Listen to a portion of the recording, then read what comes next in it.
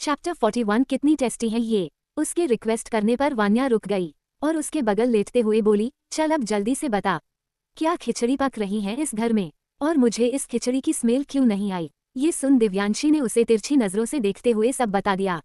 उसकी पूरी बात सुनकर वान्या ने अपनी एक आईब्रो ऊपर करते हुए सरकास्टिक वे में कहा, अच्छा बच्चू वान्या से चालाकी, अब देखो वान्या क्या करती हैं, ऐसा धमाका करोगी कि सबके होश उड़ जाएंगे। उसकी बात सुनकर दिव्यांशी उसे देखते हुए बोली, ऐसा क्या करने वाली है तू। वान्या मुस्कुराते हुए बोली, तू बस देखती जा। उद्धरण चिन्ह। ये सुन दिव्यांशी बोली, देख वान्या तेरी वजह अगर मुझे पनिशमेंट मिली तो मैं छोटी माँ को सब सच सच बता दूंगी।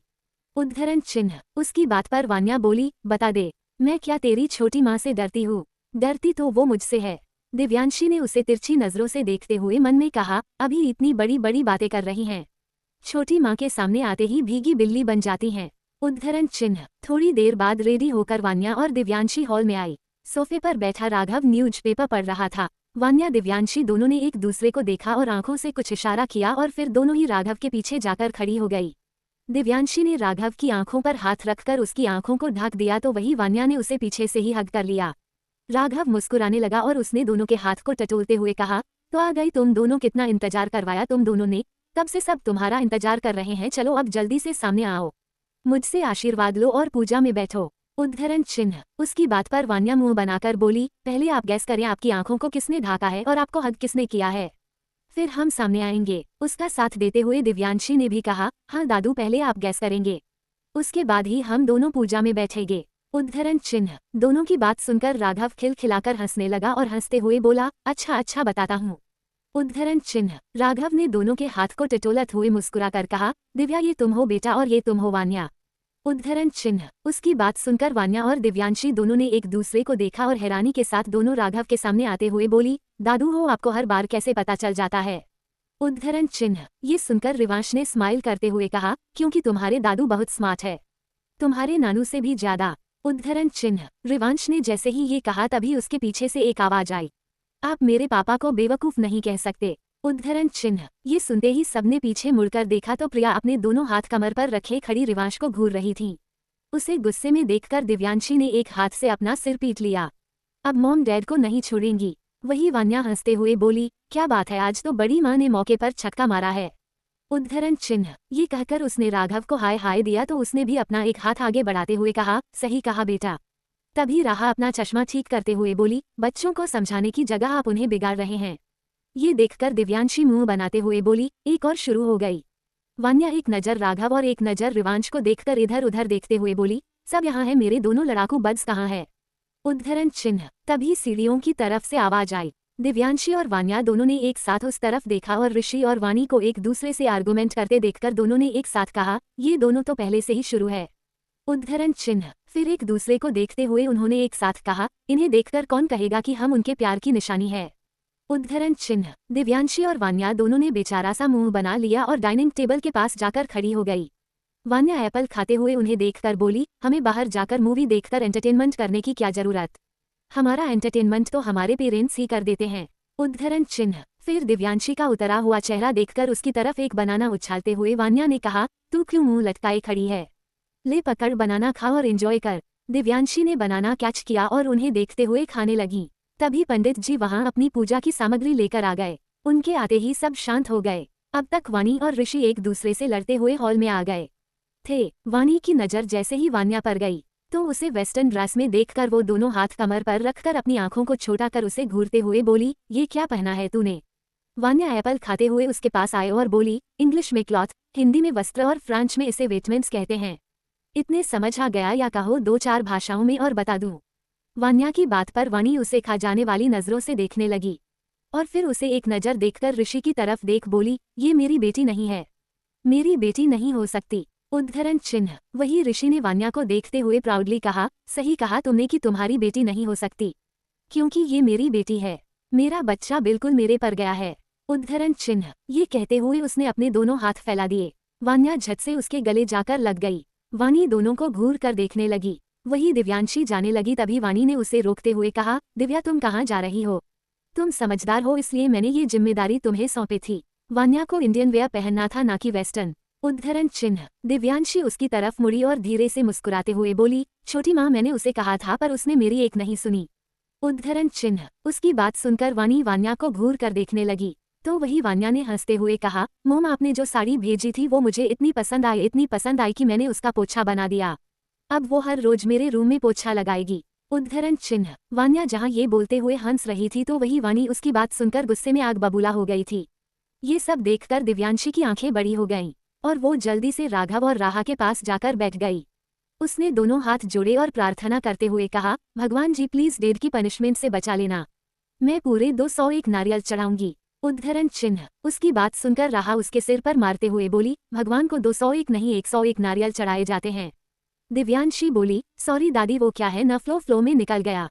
उद्धरण चिन्ह। वहीं वान्या वानी के डर से रिवांश और प्रिया के पीछे जाकर छुप गई और डरते हुए प्रिया से बोली, बड़ी मॉम प्लीज मुझे अपनी छोटी चुड़ैल छोटी बहन से बचा लीजिए। उद्धरण चिन्ह। उसके चुड़ैल बोलने पर प्रिया उसे घूरकर देखने लगी थी। ये देखकर वान्या ने रिवांश का हाथ पकड़ लिया और उससे रिक्वेस्ट करते हुए बोली, बड़े पापा प्लीज। उद्धरण चिन्ह। अब तक वानी उसके पास आ गई थी। उसने जैसे ही वान्या का कान पकड़ने के लिए हाथ बढ़ाया तभी रिवांश ने उसे रोकते हुए कहा, जाने दो वानी बच्ची हैं। वानी बोली, बड़े भैया आप हर बार इसे बचा लेते हैं। उद्धरण चिन्ह। इससे पहले कि एक बार फिर वहाँ आर्ग्यूमेंट शुरू होती, राघव ने अपनी कड़क आवाज में कहा, बस बहुत हो गया, अब सब यहाँ आओ और पूजा में बैठो। उसकी बात मानकर सभी पूजा में आकर बैठ गए। वहीं इंडिया में क्रियांशी और सीड दोनों आइसक्रीम खाने आइसक्रीम पार्लर में आए हुए थे। क्रियांशी मुंह लटकाए बैठी आइसक्रीम को घूर रही थी। ये देखकर सीड ने उससे कहा, दी अगर आपका खाने का मन नहीं है तो क्या मैं खा लूं? क्रियांशी उसे अपनी काली आंखों से घूरते हुए बोली, अबे पहले अपनी आइसक्रीम तो खत्म कर फिर मेरी आइसक्रीम पर नजर लगाना। जितना तुझे कम खाने के लिए बोलती हूँ, मोटे तू उतना ही ज्यादा खाता है। उद्धरण चिन्ह। उसकी बात सुनकर सीड का मुंह लटक गया और उसने क्रियांशी को देखते हुए कहा, पता नहीं मैंने ऐसा कौन सा पाप किया था जो मुझे आप जैसी दी मिली। उद्धरण चिन्ह। उसने ये बात धीरे से कही थी पर फिर भी क्रियांशी ने उसकी बात सुन ली थी। वो सीड की बात पर जबरदस्ती हंसते हुए बोली, मोटे तूने पाप नहीं पुण्य किया है, इसलिए तुझे मेरे जैसी दी मिली है। उद्धरण चिन्ह। ये बोलते हुए वो उठी और उसे उंगली दिखाते हुए बोली, मैं 2 मिनट में आती हूँ। ये कहकर वो चली गई। उसे जाते देखकर सीड ने स्माइल करते हुए कहा, मुझे मोटा कहना, अब देखो मैं क्या करता हूँ। जब तक आप आओगी तब तक मैं ये सारी आइसक्रीम खा जाऊंगा, पूछोगी तो कह दूंगा आप ही खा कर गई थी और अब भूल गई। ये कहते हुए उसने अपनी जीभ होठों पर फिराई और अपना बाउल साइड करते हुए क्रियांशी के आइसक्रीम के बाउल को अपने पास खींच लिया। उसकी नज़रें बार बार वॉशरूम की तरफ जा रही थी पर उसका ध्यान आइसक्रीम को सफाचट करने पर लगा था। जब उसने सारी आइसक्रीम खा ली तो अपनी जीभ को होठों पर फिराते हुए कहा, मजा आ जा गया, आज तो कितनी टेस्टी है ये। उद्धरण चिन्ह। फिर अपनी रिस्ट वॉच के टाइम देखते हुए उसने कहा, किट्टू दी को गए हुए 10 मिनट से ज्यादा हो गए, पर दी अभी तक आई क्यों नहीं? वो वहीं बैठा क्रियांशी के वापस आने का इंतजार करने लगा। 10 मिनट और बीत जाने के बाद विक्रम फोन पर बात करते हुए आया और अपना फोन जेब में रखते हुए उसने सीड से कहा, सीड किट्टू कहाँ है? उद्धरण चिन्ह। सीड ने मुंह बनाकर कहा, वॉशरूम गई थी पर अभी तक आई नहीं, पता नहीं ये वॉशरूम में भजन कर रही है या सत्संग। उसकी बात सुनते ही विक्रम चौंक गया और उसने जल्दी से कहा, किट्टू को वॉशरूम गए हुए कितना टाइम हो गया? उद्धरण चिन्ह। सीड ने टाइम देखते हुए कहा, आधा घंटा होने वाला है। उद्धरण चिन्ह। उसकी बात सुनकर विक्रम को समझने में देर नहीं लगी कि क्रियांशी का किडनैप फिर से हो गया, पर फिर भी उसने क्रियांशी को सब जगह ढूंढा पर वो उसे नहीं मिली। उसने बिना एक सेकंड गवाए कियान को कॉल किया और उसे क्रियांशी के बारे में बता दिया। उसकी बात सुनते ही कियान ने गुस्से में अपनी मुट्ठी को कसकर बंद कर लिया। 42 वेलकम बैक जाना। सीड ने टाइम देखते हुए कहा, आधा घंटा होने वाला है। उद्धरण चिन्ह। उसकी बात सुनकर विक्रम को समझने में देर नहीं लगी कि क्रियांशी का किडनैप फिर से हो गया, पर फिर भी उसने क्रियांशी को सब जगह ढूंढा पर वो उसे नहीं मिली। ये देखकर सीड ने उससे पूछा, विक्रम भैया क्या किट्टू दी का फिर से किडनैप हो गया? विक्रम ने उसे देखते हुए कहा, लगता तोड़ यही है। ये बोल विक्रम बिना एक सेकंड गवाए कियान को कॉल करने लगा। वही उधर कियान अहान के साथ स्टडी रूम में था। वो दोनों आग के बारे में ही बात कर रहे थे। अहान ने उसकी पूरी बात सुनकर कहा, कियान ऐसा क्या हुआ कि कर्म आग बन गया? कियान ने कहा, यही तो हमें पता लगाना है।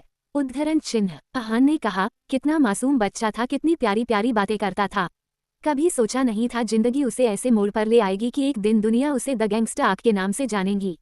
इस बात पर कियान ने उसे तिरछी नजरों से देखते हुए कहा, अक्सर ऐसा ही होता है, जो हम लाइफ से एक्सपेक्ट नहीं करते लाइफ हमें वही देती है। उद्धरण चिन्ह। वो दोनों अभी बात कर ही रहे थे कि तभी कियान का फोन रिंग हुआ। उसने अपना फोन देखा तो डिस्प्ले पर विक्रम नाम फ्लैश हो रहा था। उसकी कॉल देखकर कियान ने कॉल रिसीव कर कॉल पर कहा, क्या हुआ? कियान के पूछने पर उसने क्रियांशी के बारे में बता दिया। उसकी बात सुनते ही कियान ने गुस्से में अपनी मुट्ठी को कसकर बंद कर लिया और ठंडी आवाज में कॉल पर कहा, मैं आ रहा हूँ। ये कहकर उसने कॉल कट कर दिया। कॉल के कट होते आहान ने उससे पूछा, क्या हुआ, किसकी कॉल थी? कियान ने कहा, किट्टू का किडनैप हो गया है। विक्रम को लग रहा है ये आग का काम है। उद्धरण चिन्ह। ये सुन आहान ने गुस्से में कहा, आखिर आग चाहता क्या है? क्यों बार बार वो किट्टू को किडनैप कर रहा है? उसकी बात पर कियान ने कहा, यही तो उससे पूछना है। वहीं दूसरी तरफ एक ब्लैक कलर की वैन एक बड़े से विला के सामने आकर रुकी। वो विला शहर के बाहर बना हुआ था और सिक्योरिटी गार्ड ने उस विला को चारों तरफ से घेरा हुआ था। उस वैन में से करीब 8 बाउंसर निकले। उनके साथ क्रियांशी भी थी। क्रियांशी के दोनों हाथ पीछे कर बंधे हुए थे और उसकी आंखों पर काले रंग की पट्टी बंधी हुई थी। उसने जीन्स और चेक शर्ट पहनी हुई थी जिसमें वो बहुत ही कूल लग रही थी। वो बाउंसर क्रियांशी को जबरदस्ती पकड़ के उसे अंदर ले जा रहे थे। वहीं क्रियांशी उनके साथ गुस्से में बड़बड़ाते हुए चल रही थी। छोड़ो मुझे, पागल हो क्या तुम सब? कहाँ ले जा रहे हो मुझे? देखो, अगर मेरे डैड को पता चला ना, वो तुम सब की चटनी बना देंगे। तुम्हें पता नहीं मैं कौन हूँ? मैं क्रियांशी ओबरॉय हूँ। बस एक बार मेरे हाथ खोल दो, फिर देखो मैं तुम लोगों के साथ क्या करती हूँ। एक एक की मैं चटनी बना दूंगी। उद्धरण चिन्ह। क्रियांशी की बातों का उन पर कोई असर नहीं हो रहा था। वो सभी क्रियांशी को लेकर अंदर चले गए। हॉल में देवा और अर्चित बैठे हुए थे। देवा अपनी गन को साफ कर रहा था तो वही अर्चित ड्रिंक काउंटर के पास खड़ा ड्रिंक कर रहा था। जैसे ही दोनों की नज़र क्रियांशी पर गई, दोनों के ही होठों पर स्माइल आ गई। देवा के इशारे करने पर एक बाउंसर ने क्रियांशी के आंखों पर से पट्टी खोल दी। जैसे ही उसने देवा को देखा, वो आंखें बड़ी करते हुए बोली, देवी तुमने मुझे फिर से किडनैप किया।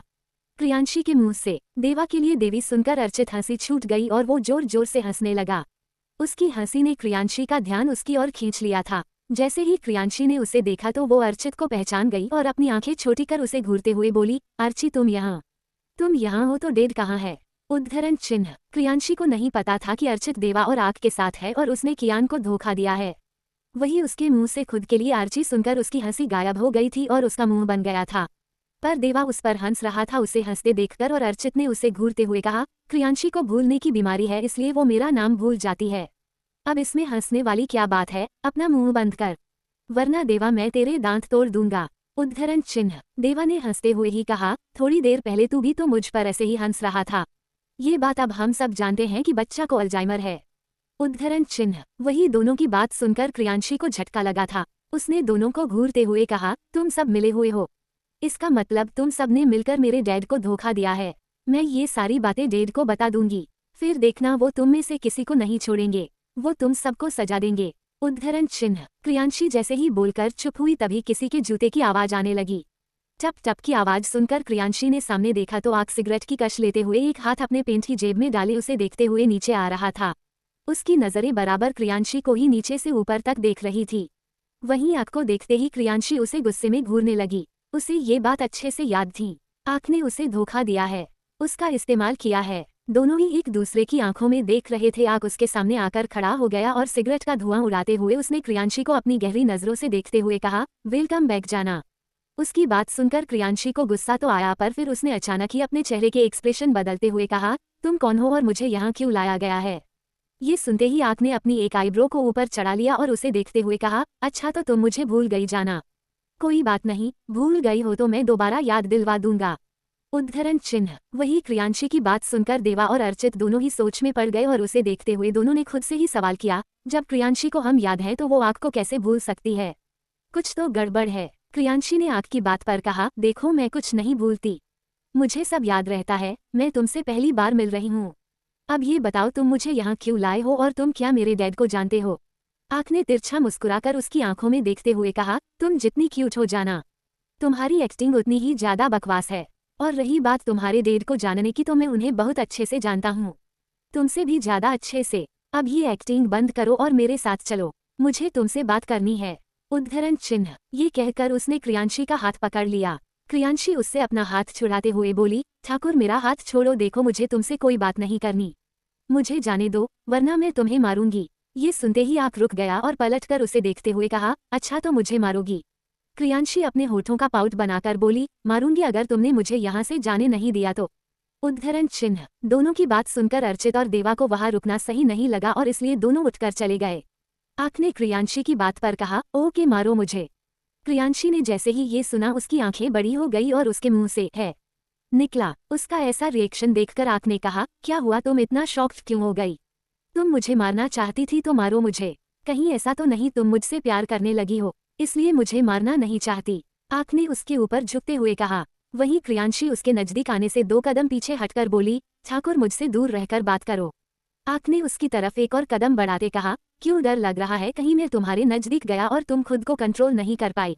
उद्धरण चिन्ह। क्रियांशी अपनी कदम पीछे लेते हुए बोली, ऐसा कुछ नहीं है, मैं तुमसे नहीं डरती। उद्धरण चिन्ह। आक ने कहा, तो इस बात को प्रूफ करो, मुझसे दूर मत भागो बल्कि मेरा सामना करो, मेरी आंखों में देखो, मुझसे नजरें मिलाओ। क्रियांशी के पीछे हटते कदम रुक गए और उसने कॉन्फिडेंट के साथ कहा, देखो मैं तुम्हारी आंखों में देख रही हूँ, खड़ी हूँ मैं तुम्हारे सामने, अब पता चला मैं तुमसे नहीं डरती। उसकी बात सुनकर आक के होठों पर बिखरी मुस्कान और गहरी हो गई और उसने उसे छूने के लिए अपना हाथ बढ़ाया। ये देखकर क्रियांशी ने जल्दी से उसके हाथ को पकड़ के बीच में ही रोक दिया और उसकी आंखों में देखते हुए बोली, don't touch me, I hate you so much. ये कहकर वो आक के साइड से निकलकर जाने लगी, पर तभी आक ने उसका हाथ पकड़ लिया और उसे अपनी तरफ खींचा तो क्रियांशी सोफे से टकरा गई।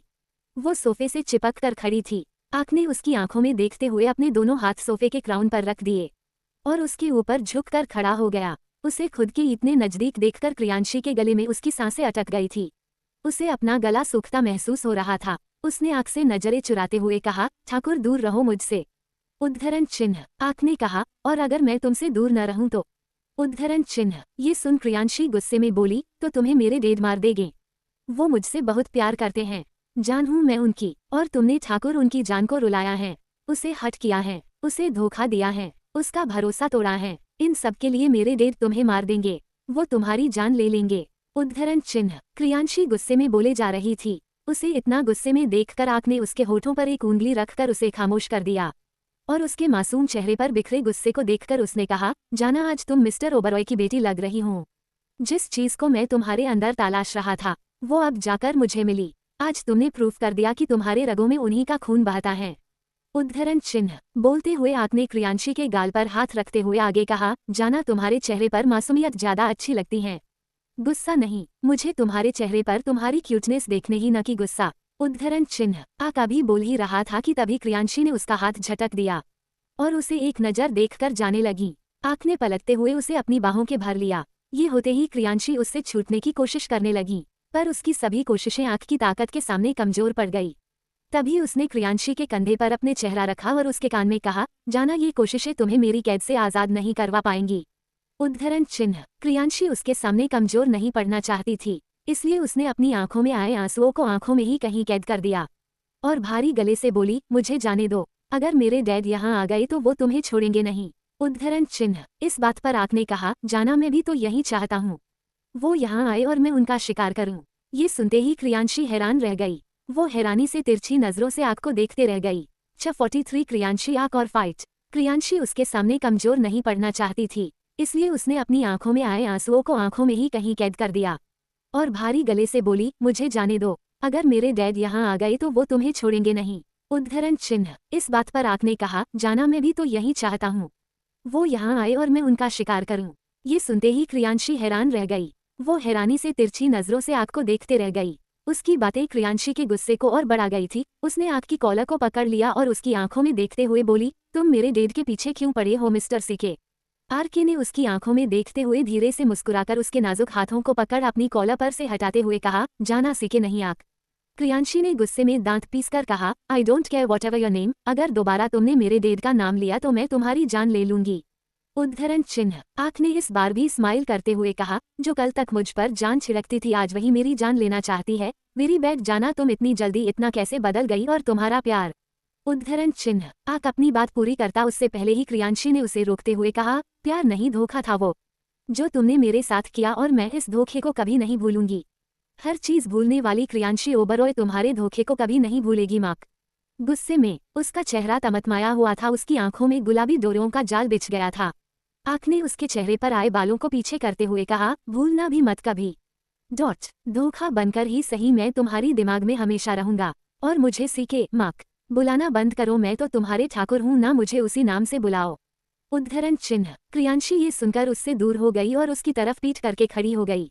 उसने अपनी आंखें बंद की और अपने अंदर उठे दर्द को बर्दाश्त करने लगी। आँख उसके सभी रिएक्शन को नोट कर रहा था। क्रियांशी को तड़पते देखकर उसके होठों पर तो स्माइल थी, चेहरे पर तो सुकून था, पर जाने क्यों उसके दिल को बुरा लग रहा था। उसने क्रियांशी को देखते हुए खुद से कहा, जो सोचा था वो क्यों नहीं हो रहा। इसके आंसू मुझे इफेक्ट क्यों कर रहे हैं, इसके आंसुओं से मुझे क्यों फर्क पड़ रहा है। इसे तड़पाना तो ख्वाहिश थी मेरी, फिर क्यों मैं तड़प रहा हूँ। उद्धरण चिन्ह। अपने अंतर मन से लड़ते हुए आँख ने अपनी मुट्ठी को कसकर भींच दिया। वहीं क्रियांशी ने जाते हुए उससे कहा, मैं यहाँ एक सेकंड के लिए भी नहीं रहना चाहती, मैं जा रही हूँ। उसे दूर जाते देखकर आँख को ऐसा लगा जैसे कोई उसकी सांसों को उससे जुदा कर रहा है। क्रियांशी की बातें उसके कान में सुई की तरह चुभी और उसकी आंखें क्रियांशी को खुद से दूर जाते देखकर गुस्से में और भी खतरनाक लगने लगी। आँख हवा की तेजी से क्रियांशी के सामने आकर खड़ा हो गया। उसे अपना रास्ता रोकते देखकर क्रियांशी भारी गली से बोली, मुझे मजबूर मत करो वो करने के लिए जो मैं करना नहीं चाहती। मैं क्रियांशी ओबरॉय हूँ, मुझे कमजोर समझने की भूल मत करो। तुम्हें मारने से पहले मैं एक बार नहीं सोचूंगी मिस्टर आक। उद्धरण चिन्ह। ये सुन आँख होठों को तिरछा कर बोला, तो ठीक है, हो जाए मुकाबला। मैं तुम्हें 10 मिनट देता हूँ। इन 10 मिनट में अगर तुमने मुझे छू लिया तो तुम यहाँ से जा सकती हो, मेरे आदमी तुम्हें नहीं रोकेंगे। पर अगर तुम मुझे इन 10 मिनट में नहीं छू पाई तो तुम्हें मेरा बनकर यहाँ रहना होगा। उद्धरण चिन्ह। क्रियांशी ने उसकी आंखों में देखते हुए कॉन्फिडेंट के साथ कहा, ओके डन। जहाँ एक तरफ क्रियांशी ने आँख की शर्त मान ली थी तो वहीं दूसरी तरफ ऑस्ट्रेलिया में वान्या अपना बैग पैक कर रही थी। उसने अपने बैग में कपड़े ठूंसते हुए कहा, समझ नहीं आता इतने से बैग में मैं क्या क्या रखूं। सामान इतना सारा है और बैग माचिस के बॉक्स जितना छोटा। वान्या की ये बात रूम के डोर पर खड़ी वानी ने सुन ली थी और वो अंदर आते हुए बोली, बैग तो बहुत बड़ा है बेटा, पर तुम्हारा दिमाग ही छोटा है। उद्धरण चिन्ह। ये सुनकर वान्या बुरी तरह चीड़ गई और उसने गुस्से में अपनी आंखें बंद कर दांत पीस कर कहा, मॉम आप एक मौका नहीं छोड़ती मुझे टीज करने का। उद्धरण चिन्ह। इस बात पर वानी मुस्कुराते हुए बोली, तो तुम मुझे मौका दिया ही मत करो। और ये क्या हालत कर रखी है तुमने बैग की। तुम बैग पैक कर रही हो वान्या, ना कि अपने कपड़े धोबी घाट में धोने के लिए दे रही हो। कोई कपड़ों को इस तरह रखता है क्या, और ये क्या, जूते कपड़े सब एक साथ रख दिए। तुम्हें कब समझ आएगा वान्या, इतनी बड़ी हो गई हो, सीखो कुछ दिव्या से, वो कितनी समझदार है। तुमसे सिर्फ 1 महीना ही बड़ी है पर फिर भी उसके अंदर समझदारी कूट कूट कर भरी है। उद्धरण चिन्ह। ये सुनते ही वान्या जोर जोर से ताली बजाते हुए हंसने लगी। उसे इस तरह हंसते देखकर वानी कंफ्यूजन में उसे देखने लगी और तभी वो बोली, क्या तुम्हारा दिमाग खराब हो गया वान्या, तुम इस तरह क्यों हंस रही हो। वान्या हंसते हुए बोली, एक्चुअली मॉम इसमें आपकी कोई गलती नहीं है। इंडिया की सभी माँ की सेम प्रॉब्लम है, उन्हें अपने बच्चों से ज्यादा दूसरों के बच्चे ज्यादा अच्छे लगते हैं और अपना पति विलेन और दूसरे का पति हीरो लगता है। उसकी बात सुनकर वानी उसे गुस्से में घूरने लगी। वो जैसे ही कुछ बोलने को हुई कि तभी ऋषि ने अंदर आते हुए कहा, एब्सोल्युटली राइट माय एंजल, ये बात तो तुमने बिल्कुल सही कही। कई बार तो मुझे भी ताना मिल चुका है। उद्धरण चिन्ह। वानी ऋषि को घूर कर देखने लगी। उसे खुद को घूरते देखकर ऋषि ने जल्दी से उससे नजर हटाकर वान्या को देखते हुए कहा, तुम्हारी पैकिंग हो गई क्या, 2 घंटे बाद तुम्हारी फ्लाइट है। वान्या ने ऋषि को हग करते हुए कहा, यस डेड हो गई। ऋषि ने तिरछी नजरों से वानी को देखा और धीरे से कहा, यार तुम तो जा रही हो अपनी माँ से जान बचाकर, पर मेरा क्या होगा। मैं बेचारा सालों से एक खूबसूरत चुड़ैल के जुल्म सहता हुआ आ रहा हूँ। थोड़ा सा अपने डेड के बारे में भी सोचो बेटा। उद्धरण चिन्ह। इस बात पर वान्या भी धीरे से बोली, डोंट वरी डैड, मैं वहाँ जाते ही आपके लिए एक ब्यूटीफुल सी लेडी ढूंढकर आपको भी बुला लूंगी। फिर आप अपनी खूबसूरत चुड़ैल को डाइवर्स देकर आराम से मेरी न्यू मम्मा के साथ रहना। उद्धरण चिन्ह। उसकी बात सुनकर ऋषि खुद को हंसने रोक नहीं पाया। वहीं वानी जो दोनों को घूर रही थी, उसने वान्या की बात सुन ली थी। वो दोनों के पास आए और वान्या के कान पकड़कर बोली, शर्म नहीं आती अपनी मॉम का डाइवोर्स करवाते हुए। उद्धरण चिन्ह। वान्या भी उसकी टोन में बोली, सेम टू यू मम्मा, शर्म नहीं आती आपको अपनी बेटी का कान मरोड़ते हुए। उद्धरण चिन्ह। वानी ने अपना सिर पीट लिया, वो समझ गई उसकी बेटी बातों में और शर्तों में उसकी भी नानी है। उधर दिव्यांशी भी अपने रूम में अपना बैग पैक कर रही थी। प्रिया दिव्यांशी की हेल्प कर रही थी, दोनों बातें करते हुए बैग पैक कर रही थी। तभी वहां रिवांश आया। दोनों को देखते हुए उसने कहा, लगता है जाने की तैयारी हो गई है। उद्धरण चिन्ह। उसकी आवाज सुनकर दिव्यांशी ने उसकी तरफ देखा और उठकर उसके गले लग गई। रिवांश ने प्यार से उसका सिर सहलाते हुए कहा, तुम दोनों अपना ख्याल रखना बेटा। वैसे तो आपके मामा जी हैं आप सबका ध्यान रखने के लिए, पर फिर भी बी केयरफुल रहना। तुम्हें पता है ना तुम मेरी जान हो बेटा। उद्धरण चिन्ह। दिव्यांशी उसे समझाते हुए बोली, डेड मुझे कुछ नहीं होगा, मैं और वान्या अपना ख्याल रख लेंगे। आप सब कुछ ज्यादा ही हमारे बारे में सोच रहे हैं। उद्धरण चिन्ह। उसकी बात पर प्रिया ने कहा, सोचने की तो बात है दिव्या, तुम और वान्या दोनों कितने सालों बाद इंडिया जा रही हो। पता नहीं वहाँ कितना कुछ बदल गया होगा। मॉम, कितना भी कुछ बदल जाए पर आपके भाई और भाभी तो नहीं बदलेंगे ना। वो दोनों तो वैसे ही है, तो फिर आप इतना क्यों सोच रही हैं। मैं और वान्या दोनों अपना ख्याल अच्छे से रखेंगे और आप सभी तो आ रहे हैं ना। किट्टू के बर्थडे में दिन ही कितने बच्चे हैं, मुश्किल से 1 महीना बचा है। दिव्यांशी की इतनी समझदारी वाली बातें सुनकर रिवांश और प्रिया दोनों एक दूसरे को देखकर धीरे से मुस्कुरा दिए। रिवांश ने दिव्यांशी के सिर पर हाथ रखते हुए कहा, हमारी बेटी अब बड़ी हो गई है, हमें इसके फ्यूचर के बारे में सोचना होगा। उद्धरण चिन्ह। प्रिया उसकी बातों का इशारा समझ रही थी, इसलिए वो भी उसका साथ देते हुए मुस्कुराकर बोली, आप सही कह रहे हैं, प्रिया 20 साल की हो जाएगी, हमें अभी से ही तैयारी शुरू कर देनी चाहिए। उद्धरण चिन्ह। अब तक दोनों की बात सुनकर दिव्यांशी को भी समझ में आ गया था दोनों के मन में क्या खिचड़ी पक रही है, इसलिए वो दोनों को बीच में इंटरप्ट करते हुए बोली, मॉम, डैड में अरेंज मैरिज नहीं करूंगी। आप दोनों ने लव मैरिज की है तो मेरी भी लव मैरिज होगी। जब तक मुझे मेरा पार्टनर नहीं मिल जाता, आप दोनों मुझे शादी के लिए फोर्स नहीं करेंगे। उद्धरण चिन्ह। ये सुनकर दोनों ही मुस्कुराने लगे और रिवांश ने उसे देखते हुए कहा, ओके, बट याद रखना, तुम जिसे भी चुनोगी उससे पहले मेरे दिए टास्क को पूरा करना होगा, तभी वो तुमसे शादी कर सकता है। उद्धरण चिन्ह। दिव्या ने स्माइल करते हुए अपने कंधे उचका दिए, जैसे कह रही हो ये आप दोनों के बीच का मैटर है, इसमें मैं बीच में नहीं आऊंगी। वहीं दूसरी तरफ आक और क्रियांशी दोनों ही एक दूसरे के सामने खड़े थे। आक मुस्कुराती आंखों से क्रियांशी को देख रहा था तो वही क्रियांशी उसे घूर रही थी। उसने फाइट की पोजीशन में आते हुए आक पर अटैक किया और आक स्मार्टली पीछे की तरफ झुक गया और क्रियांशी का हाथ हवा में ही रह गया। तभी क्रियांशी ने अपने पैरों का इस्तेमाल किया और उसके पैर पर किक करके उसे गिरना चाहा, पर आक जंप कर गया। क्रियांशी का ये वार भी खाली गया। ये देखकर क्रियांशी को खुद पर गुस्सा आने लगा। उसने आग को घूरते हुए खुद से कहा, आई नो कि मैं कुछ चीजें भूल जाती हूँ, पर जो चीजें मेरे डैड ने मुझे सिखाई है वो मैं कभी नहीं भूलती। फाइट के सारे मूव्स मुझे डैड ने सिखाए हैं, फिर कैसे मैं आग को छू भी नहीं पा रही। उद्धरण चिन्ह। खुद को आग से हारते देखकर उसे आग पर बहुत गुस्सा आ रहा था और तभी उसने गुस्से में फिर से उस पर अटैक किया और इस बार भी आग स्मार्टली उसके अटैक से बच गया। उसके होठों पर अभी भी स्माइल थी और उसकी स्माइल क्रियांशी को चिढ़ा रही थी। ऐसे ही करते हुए 10 मिनट निकल गए। जैसे ही 10 मिनट पूरे हुए, आक ने क्रियांशी के अटैक को रोकते हुए उसका हाथ पकड़ा और उसे घुमाकर अपनी बाहों में कैद कर लिया। क्रियांशी उससे छूटने की कोशिश करती रही, पर आक की मजबूत पकड़ ने उसकी कोशिश को हरा दिया और तभी आक ने उसके कान में कहा, काम डाउन जाना, 10 मिनट पूरे हो गए हैं और तुम हार गई हो। वैसे तुम्हारी फाइट काफी अच्छी थी, तुम्हारे डैड ने तुम्हें बहुत कुछ सिखाया है, पर इतना नहीं कि तुम आग से जीत जाओ।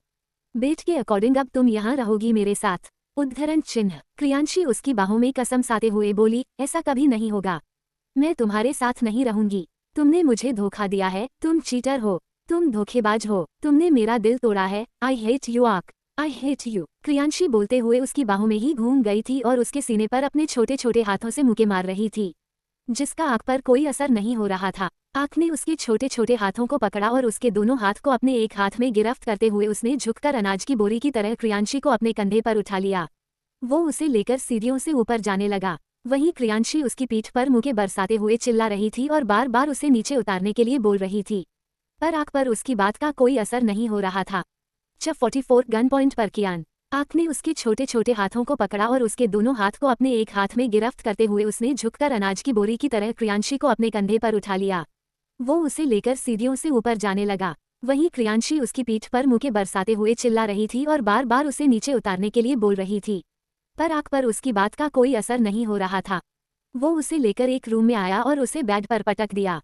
क्रियांशी मून बनाते हुए जोर से चिल्लाई। वो उठने लगी, पर तभी आक ने उसके ऊपर आते हुए उसके दोनों हाथों को अपने हाथों में गिरफ्त कर लिया।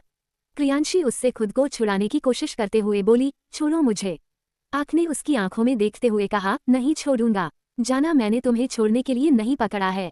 उद्धरण चिन्ह। क्रियांशी दांत पीसकर बोली, आखिर तुम चाहते क्या हो। उद्धरण चिन्ह। आक होठों को तिरछा कर बोला, तुम्हें चाहता हूँ। ये सुन क्रियांशी गुस्से में बोली, अब मैं तुम्हारी झूठी बातों में नहीं फंसूंगी, मुझे तुम्हारा सच पता है तो ये बेकार की कोशिश करना बंद कर दो। उद्धरण चिन्ह। आक ने कहा, कोशिश कभी बेकार नहीं जाती जाना, कोशिश करने वाले एक दिन सफल हो ही जाते हैं। उद्धरण चिन्ह। क्रियांशी उसकी बात को इग्नोर कर बोली, छोड़ो मुझे। उद्धरण चिन्ह। आक ने कॉन्फिडेंट के साथ कहा, कोशिश करना तुम छोड़ दो जाना, क्योंकि मैं पीछे नहीं हटूंगा। उद्धरण चिन्ह। ये सुन क्रियांशी उसे घूरकर देखने लगी। वही आँख मुस्कुराती आंखों से उसे देख रहा था और उसे देखते हुए ही धीरे धीरे उसके ऊपर झुक रहा था। उसका चेहरा क्रियांशी के चेहरे के एकदम करीब था। उसकी सांसें क्रियांशी की सांसों में घुल रही थी। उसे पास आते देखकर क्रियांशी ने अपना चेहरा घुमा लिया। ये देखकर आँख की मुस्कान और गहरी हो गई और उसने धीरे से अपने होठ क्रियांशी मुलायम गालों पर रख दिया। उसकी छुअन को महसूस करते ही क्रियांशी ने अपनी आंखें बंद कर ली। वहीं आँख ने क्रियांशी के गाल पर अपनी नाक और होठों को रब करते हुए कहा, जाना मुझसे नफरत करना है करूं, पर इतना याद रखना तुम्हारी मोहब्बत और नफरत दोनों मेरे लिए हैं। उद्धरण चिन्ह। क्रियांशी अभी भी अपनी आंखें बंद किए उसकी सारी बातें सुन रही थी। आँख की नजदीकियां उसे कमजोर कर रही थीं। वहीं आँख भी अपनी आंखें बंद किए मदहोशी में खोया हुआ उसके चेहरे पर किस कर रहा था। तभी गोली चलने की तेज आवाज सुनकर आँख और क्रियांशी दोनों ने ही झटके से अपनी आंखें खोली। 2-3 बार और गोलियां चलने की आवाज आई और आँख उस आवाज को सुनकर बोला, लगता है तुम्हारे डेड आ गए हैं जाना। ये सुनते ही क्रियांशी की आंखों में चमक आ गई और वो मुस्कुराते हुए बोली, डेड मुझे लेने आ गए हैं, अब वो तुम्हें नहीं छोड़ेंगे। उद्धरण चिन्ह। उसकी खुशी देखकर आँख ने तिरछा मुस्कुराते हुए कहा, इतनी भी जल्दी क्या है जाना, अभी तो उन्हें मेरा सामना करना है। मुझे मारकर ही वो तुम तक पहुंच सकते हैं। उद्धरण चिन्ह। ये कहकर वो उसके ऊपर से उठकर खड़ा हो गया। क्रियांशी भी उठकर खड़ी हुई और जाने लगी। तभी आँख ने उसे बेड पर वापस धकेल दिया। क्रियांशी चीखते हुए बोली, आह, तुम बहुत बुरे हो। आँख ने उसे देखकर सार्कास्टिक वे में कहा, आए नो। ये कहकर वो रूम से जाने लगा। उसे जाते देखकर क्रियांशी भी उठकर तेजी से जाने लगी, पर तभी आँख ने रूम से निकलते ही उसके मुंह पर बाहर से दरवाजा बंद कर दिया।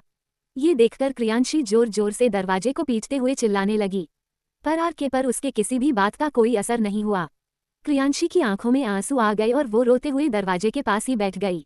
वहीं आँख जब हॉल में आया तो कियान की गन पॉइंट पर देवा और अर्चित को देखकर वो धीरे से मुस्कुराया। उसने जैसे ही कियान की तरफ कदम बढ़ाया, आहान ने उसके ऊपर गन तान दी और कहा, जहां खड़े हो आँख वहीं खड़े रहो, नहीं तो मारे जाओगे। 1 सेकंड। उद्धरण चिन्ह। ये बोलते हुए वो रुका और खुद को करेक्ट करते हुए उसने कहा, आँख नहीं कर्म, तुम तो कर्म होना, यही तो है तुम्हारी असली पहचान। जब तुम इतने से थे तुम्हें तब देखा था, सोचा नहीं था खिलौनों से खेलने वाला बच्चा एक दिन गन से खेलेगा। उद्धरण चिन्ह। उसकी बात सुनकर आँख स्माइल करने लगा। उसकी मुस्कुराहट ना के बराबर थी। उसने आहान से नजरें हटाकर कियान को देखते हुए कहा, सोचा तो मैंने भी नहीं था, जिसे अपना सच्चा दोस्त समझा था, अपना बड़ी माना था, एक दिन वही बड़ी मुझे अनाथ कर देगा। उद्धरण चिन्ह। ये सुनते ही कियान की भौहें तन गई और उसने आँख को देखते हुए कहा, ये तुम क्या कह रहे हो कर्म। आँख ने गुस्से में दांत पीसकर कहा, वही जो आप सुन रहे हैं मिस्टर कियान ओबरॉय। ये सुन कियान ने उसकी बात पर कहा, मैंने किसी को नहीं मारा है कर्म, तुम्हें कोई गलतफहमी हुई है, तुम्हारे डेड से मैं कभी मिला ही नहीं। उद्धरण चिन्ह। इस बात पर आँख ने कहा, गलतफहमी तो मुझे हुई थी, जो मैंने आप पर भरोसा किया, आपको अपना बड़ी समझा, पर आपने तो आस्तीन के सांप की तरह मुझे ही डस लिया। उसकी बात सुनकर कियान को गुस्सा आ गया था और उसने गुस्से में कहा, बार बार एक ही बात कहने से वो बात सच नहीं हो जाएगी। उद्धरण चिन्ह। ये सुन आँख ने भी उसकी टोन में कहा, और बार बार आपके नकार देने से सच झूठ में नहीं बदल जाएगा। उद्धरण चिन्ह। बोलते हुए दोनों एक दूसरे की आंखों में देख रहे थे। कियान उसकी आंखों में बदले की आग को साफ देख पा रहा था और तभी उसने आँख की आंखों में देखते हुए अपने हाथ पीछे खींच लिए और अपनी गन आँख के हाथों में थमा दिया और उसके हाथ को उठाकर गन अपने माथे पर रखकर उसकी आंखों में देखते हुए कहा, अगर तुम्हें यही सच लगता है मैंने तुम्हें अनाथ किया, मैंने तुम्हारे डेड को मारा है, तुम्हारा बचपन मैंने तुमसे छीना है, तो चलाओ गोली, मार दो मुझे और ले लो अपना बदला। शूट मी। उद्धरण चिन्ह। 45 एलिगेशन एंड शूट हिम। बोलते हुए दोनों एक दूसरे की आंखों में देख रहे थे। कियान उसकी आंखों में बदले की आग को साफ देख पा रहा था और तभी उसने आँख की आंखों में देखते हुए अपने हाथ पीछे खींच लिए और अपनी गन आँख के हाथों में थमा दिया और उसके हाथ को उठाकर गन अपने माथे पर रखकर उसकी आंखों में देखते हुए कहा, अगर तुम्हें यही सच लगता है मैंने तुम्हें अनाथ किया, मैंने तुम्हारे डेड को मारा है, तुम्हारा बचपन मैंने तुमसे छीना है, तो चलाओ गोली, मार दो मुझे और ले लो अपना बदला। शूट मी कर्म शूट मी। उद्धरण चिन्ह। कियान का ये सब कहना आँख के इरादों को हिल गया था।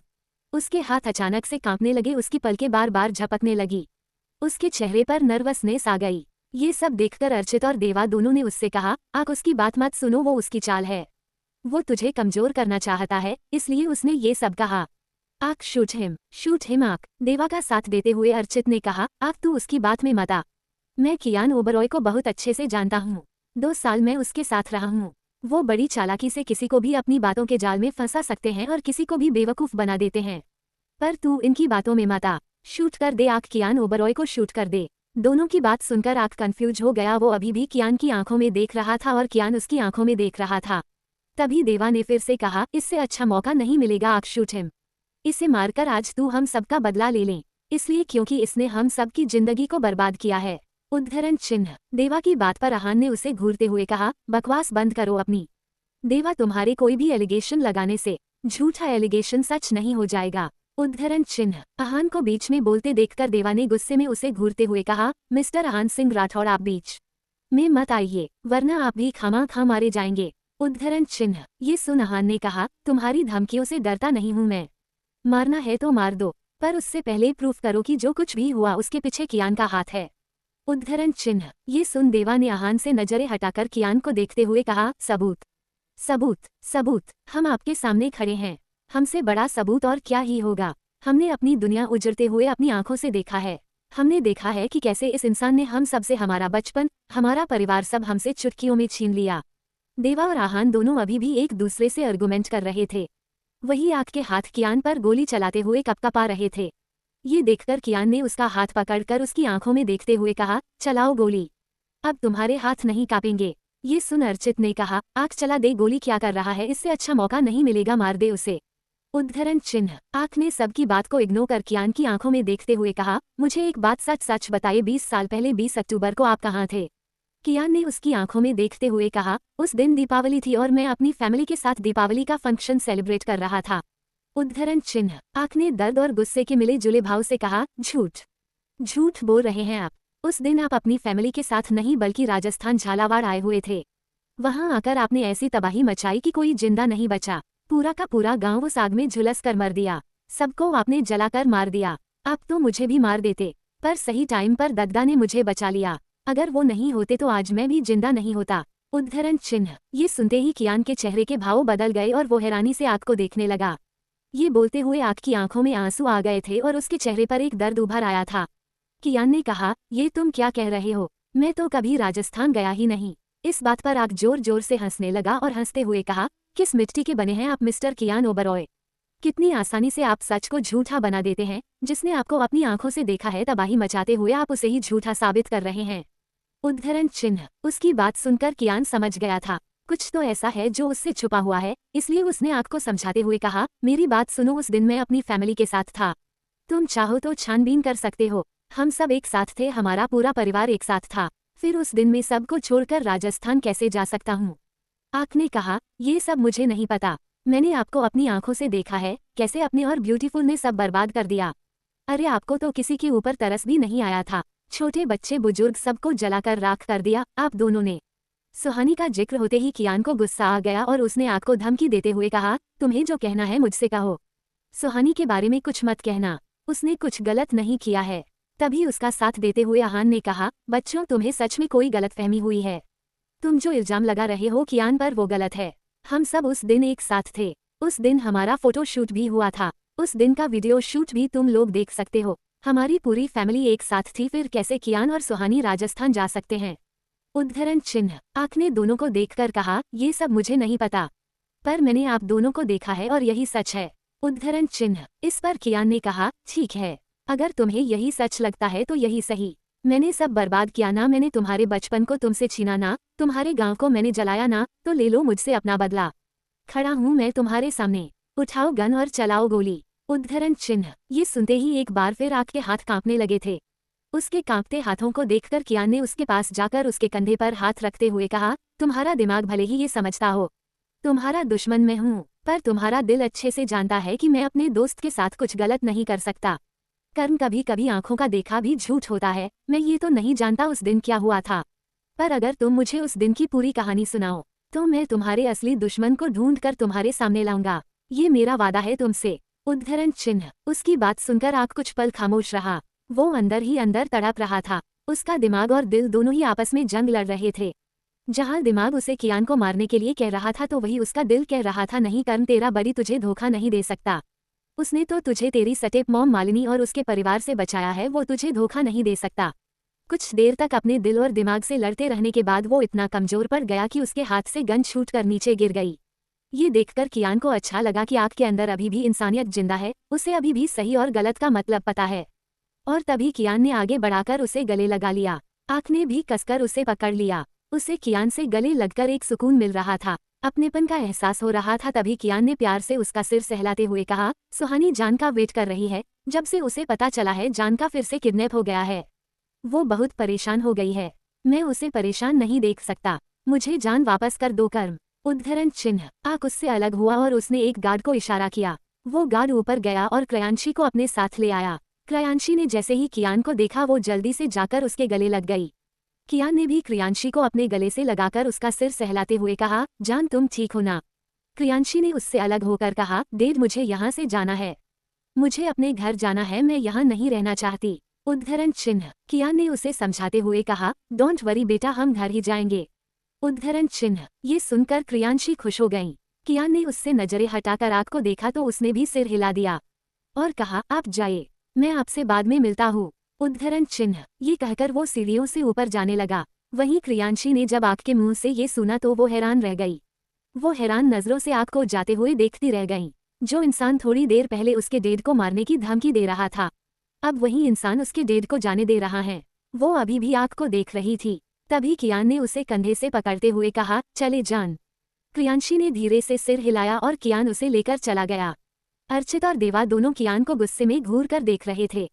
ये देखकर आहान उनके सामने जाकर खड़ा हो गया और सरकास्टिकली स्माइल करते हुए कहा, बच्चों अभी तुम छोटे हो, इसलिए सही और गलत के बीच फर्क नहीं कर पाते। उद्धरण चिन्ह। ये कहकर आहान ने दोनों के कंधे पर एक एक हाथ रखते हुए कहा, डोंट वरी, जल्दी ही तुम लोग सही और गलत के बीच का डिफरेंस समझ जाओगे। अब हम तुम्हारी लाइफ में आ गए हैं ना, तुम लोगों को सब सिखा देंगे, तुम्हारे कान पकड़कर। उद्धरण चिन्ह। ये कहते हुए आहान ने दोनों के कान पकड़ लिए तो दोनों ही ये देखकर हैरान रह गए। आहान मुस्कुराते हुए वहां से चला गया। अर्चित और देवा दोनों अपना कान सहलाते हुए उसे जाते हुए देखते रह गए। CH46 trust and I hate you. ये कहकर आहान ने दोनों के कंधे पर एक एक हाथ रखते हुए कहा, डोंट वरी, जल्दी ही तुम लोग सही और गलत के बीच का डिफरेंस समझ जाओगे। अब हम तुम्हारी लाइफ में आ गए हैं ना, तुम लोगों को सब सिखा देंगे, तुम्हारे कान पकड़कर और उन्हें मरोड़कर। क्वोट। ये कहते हुए आहान ने दोनों के कान पकड़ लिए तो दोनों ही ये देखकर हैरान रह गए। आहान मुस्कुराते हुए वहां से चला गया। अर्चित और देवा दोनों अपना कान सहलाते हुए उसे जाते हुए देखते रह गए। तभी देवा ने आहान को देखते हुए अपने कान को सहलाते हुए कहा, अभी यार क्या एंटीक आदमी है, पूरा कान लाल कर दिया, अभी भी दर्द हो रहा है। कियान ओबरॉय तो अपने ठंडे ऑरा से डरता है पर ये आदमी तो सीधा अटैक करता है। क्वोट। अर्चित ने उसे देखते हुए कहा, 2 साल से मैं उन लोगों के साथ हूँ, सबको अच्छे से जान गया हूँ। कियान ओबरॉय बहुत कम बोलते हैं, उनके दुश्मन तो उन्हें देखते ही डर जाते हैं और अगर गलती से उनकी नज़र उनके दुश्मनों पर पड़ जाए तो सालों की पेंट गीली हो जाती है। कियान ओबरॉय को अपने दुश्मनों को मारने के लिए हथियार की जरूरत नहीं पड़ती, उनका गुस्से वाला रूप देखते ही उनके दुश्मन कोमा में पहुंच जाते हैं। क्वोट। देवा ध्यान से अर्चित की बात सुन रहा था। वही अर्चित ने अपनी बात को जारी रखते हुए आगे कहा, और ये आहान सिंह राठौर ये कब क्या कर जाए इनका कुछ पता नहीं चलता। फिलहाल तो इन्होंने हमारे कान मरोड़ हैं, अगर ये चाहे तो 2 मिनट में हमें अपने कदमों में झुका सकते हैं। क्वोट। देवा ने हैरानी के साथ पूछा, क्या वो इतनी पावरफुल है? क्वोट। अर्चित ने कहा, और नहीं तो क्या, दोनों की उम्र पर मत जा, उनमें बहुत ताकत है, मैंने दोनों की ताकत का नमूना अपनी इन 2 आंखों से देखा है। क्वोट। बोलते हुए अर्चित ने अपनी दोनों आंखों की तरफ इशारा किया। वो जैसे ही चुप हुआ कि तभी देवा ने अपने दोनों हाथ कमर पर रखकर उसे घूरते हुए कहा, अबे अर्चित के बच्चे, हमें उनसे बदला लेना है और तू है कि दोनों की तारीफों के पुल बांध रहा है। अबे अगर मैं डर गया तो बदला कैसे लूंगा? क्वोट। इस पर अर्चित ने कहा, इतना अच्छा मौका तो आरके ने अपने हाथ से जाने दिया, अब क्या खाक बदला ले पाएंगे? वैसे आरके ने ऐसा किया क्यों, जबकि उसने खुद अपनी आंखों से सबको तबाह होते देखा है, फिर कैसे वो कन्विंस हो गया? देवा ने गहरी सांस छोड़ते हुए कहा, ये तो उसे ही पता है, चल कर पूछते हैं उससे।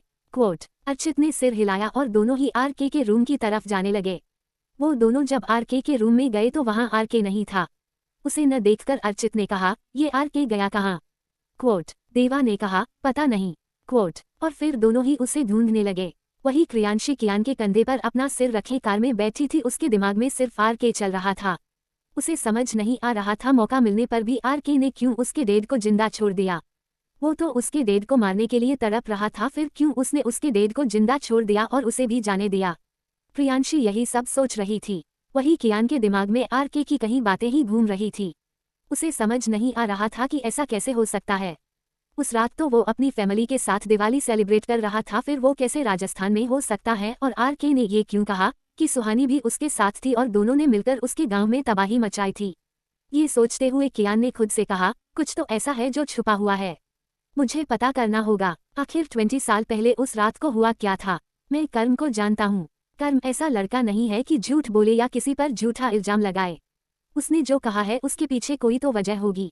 मुझे वो वजह जाननी है। मुझे जाना है आखिर किसने मेरा रूप लेकर 20 साल पहले कर्म की जिंदगी में तबाही मचाई थी।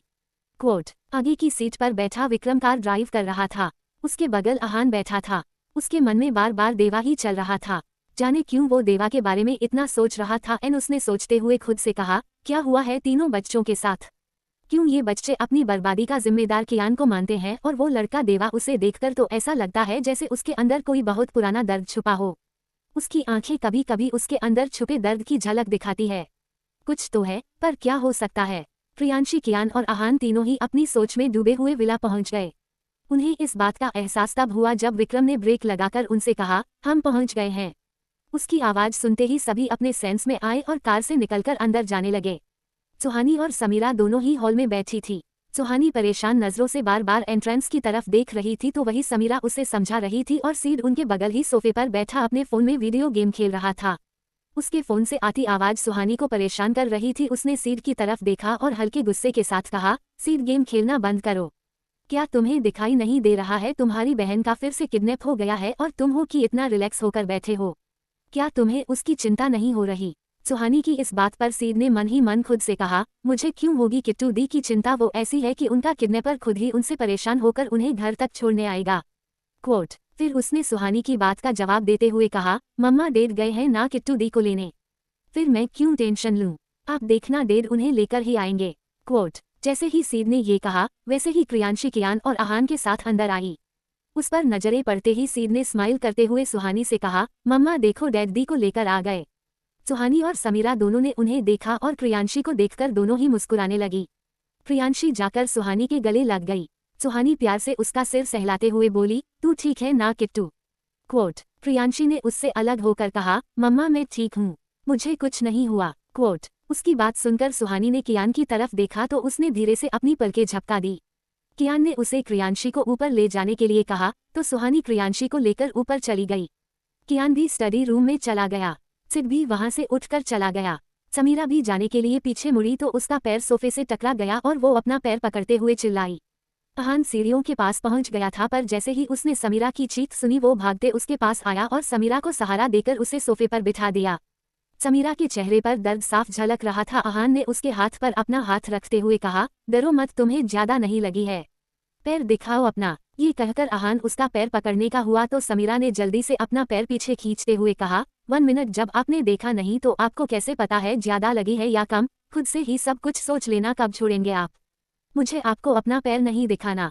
कोट। आहान को समीरा से ऐसे जवाब की उम्मीद नहीं थी। वो उसका टेढ़ा जवाब सुनकर चिढ़ गया। उसने गुस्से में अपनी मुट्ठी को कसकर बंद कर लिया और समीरा को तिरछी नजरों से घूरते हुए कहा, तुम्हारी बकवास सुनने नहीं बैठा हूं मैं, चुपचाप अपना पैर दिखाओ। समीरा ने भी उसकी टोन में ही जवाब दिया, तो क्या मैंने कहा था आपसे यहाँ बैठने के लिए। आप खुद यहाँ बैठे हैं, जाइए आप, मुझे आपको अपना पैर नहीं दिखाना। ये कहकर उसने मुंह फेर लिया। आहान को उसकी बात सुनकर गुस्सा आ गया और उसने जबरदस्ती समीरा का पैर पकड़ लिया। ये देखकर समीरा उसे गुस्से में बोली, ये क्या कर रहे हैं आप, छोड़िए मेरा पैर, मैंने कहा छोड़िए मेरा पैर। समीरा के बार बार कहने पर भी आहान ने उसका पैर नहीं छोड़ा और उसके पैर को कसकर अपने हाथ में जकड़ लिया। समीरा को दर्द होने लगा और उसके मुंह से एक दर्द भरी आह निकल गई। ये देखकर आहान ने उसके पैर पर अपनी पकड़ को ढीला किया और उससे नजर फेर कर कहा, मोच आई है तुम्हारे पैर में, थोड़ा दर्द होगा पर तुम्हारा पैर ठीक हो जाएगा। कोट। ये कहकर उसने समीरा की बात सुने बिना ही उसके पैर को घुमा दिया। एक कट की आवाज आई और समीरा की चीख निकल गई। उसने आहान के कंधे को कसकर पकड़ लिया और आंखें बंद किए हुए ही दांत पीसकर बोली, कितने बुरे हैं आप mister Aahan Singh Rathore, I hate you. दूसरों को दर्द देने के सिवा आपको और आता ही क्या है। आहान ने उसकी बात पर कहा, आई हेट यू टू, और दर्द सिर्फ मुझे ही नहीं तुम्हें भी देना आता है समीरा शर्मा। ये कहकर वो खड़ा हुआ और समीरा को एक नज़र घूर कर चला गया। वहीं समीरा भी उसे घूर कर देख रही थी। आहान के जाने के बाद वो खड़ी हुई और धीरे धीरे लंगड़ाते हुए चलने लगी। जैसे ही उसके कदम लखाए तभी वहां से जल गई और उसने समीरा को अपना सहारा देते हुए कहा, मैं आपको आपके रूम तक छोड़ देती हूँ। समीरा उसकी हेल्प नहीं लेना चाहती थी पर उसके पैर में अभी भी दर्द हो रहा था, इसलिए वो उसे मना नहीं कर पाई और उसके साथ अपने रूम में चली गई। वहीं दूसरी तरफ अर्चित और देवा आरके को ढूंढते हुए उस रूम में आ गए जिस रूम को उन्होंने बार बनाया हुआ था। आरके काउच पर बैठा ड्रिंक किए जा रहा था। उसे इतना पीते देखकर देवा ने उसके पास जाते हुए कहा, मौका मिला तो तूने उसे छोड़ दिया, उसे जिंदा जाने दिया तो फिर अब क्यों ड्रिंक कर रहा है। ये बोलते हुए वो उसके बगल पड़े काउच पर जाकर बैठ गया। अर्चित भी दोनों के सामने पड़े काउच पर बैठते हुए बोला, आरके तुझे हो क्या गया था उस टाइम? हम दोनों तुझसे बार बार कह रहे थे उसे मार दे, फिर भी तू हमारी बात सुन क्यों नहीं रहा था? क्या हो गया था तुझे? आरके ने दोनों की बात सुनकर ड्रिंक की शिप लेकर एक टक शून्य में देखते हुए कहा, बड़ी झूठ नहीं बोल रहे थे, उनकी आंखों में मैंने सच देखा है। क्वोट। ये सुनते ही अर्चित और देवा दोनों ही चौंक गए और दोनों ने एक साथ कहा, ये तू क्या कह रहा है? आरके ने दोनों को देखते हुए कहा, यही सच है, मैंने उनकी आंखों में सच देखा है। उन्होंने जो भी कहा वो सब सच था, पर मुझे समझ नहीं आ रहा ऐसा कैसे हो सकता है। उस दिन जो मैंने देखा वो भी झूठ नहीं था, वो भी सच ही था, फिर कैसे दो लोग एक जैसी शक्ल के हो सकते हैं? कुछ तो है जो हमें नहीं पता, जो हमसे छुपाया जा रहा है। क्वोट। आरके की इस बात पर देवा ने कहा, चल मान लिया उन्होंने जो कहा सच है और तूने भी उनके सच का एक्सेप्ट कर लिया, पर हमारे सच का क्या? हमारे साथ जो हुआ उसके पीछे तो वही थे। क्वोट। उसका साथ देते हुए अर्चित ने भी कहा, हाँ आरके हमारे साथ जो हुआ उसकी वजह भी तो वही है। ये बात हम भूल नहीं सकते और ना ही हम इस बात को झुठला सकते हैं। दोनों की बात सुनकर आरके ने अपनी गिलास में भरी शराब को देखते हुए कहा, इसके पीछे भी जरूर कोई वजह होगी। मुझे बड़ी पर ट्रस्ट है, बड़ी कुछ गलत नहीं कर सकते। क्वोट। ये सुनते ही अर्चित और देवा दोनों के होश उड़ गए और दोनों ही चौंककर उसे देखने लगे। CH-47 बॉयफ्रेंड चाहिए या कुत्ता? आरके की इस बात पर देवा ने कहा, चल मान लिया उन्होंने जो कहा सच है और तूने भी उनके सच को एक्सेप्ट कर लिया, पर हमारे सच का क्या? हमारे साथ जो हुआ उसके पीछे तो वही थे। क्वोट। उसका साथ देते हुए अर्चित ने भी कहा, हाँ आरके हमारे साथ जो हुआ उसकी वजह भी तो वही है। ये बात हम भूल नहीं सकते और ना ही हम इस बात को झुठला सकते हैं। दोनों की बात सुनकर आरके ने अपनी गिलास में भरी शराब को देखते हुए कहा, इसके पीछे भी जरूर कोई वजह होगी। मुझे बड़ी पर ट्रस्ट है, बड़ी कुछ गलत नहीं कर सकते। क्वोट। ये सुनते ही अर्चित और देवा दोनों के होश उड़ गए और दोनों ही चौंककर उसे देखने लगे। उनके मुंह से एक साथ निकला, तुझे नहीं लगता तू जरूरत से ज्यादा ही उन पर ट्रस्ट करने लगा है? दोनों ये बात बोलकर एक दूसरे को देखने लगे और फिर देवा ने आरके से कहा, आरके एक बार फिर सोच ले, ये उनकी कोई चाल भी हो सकती है।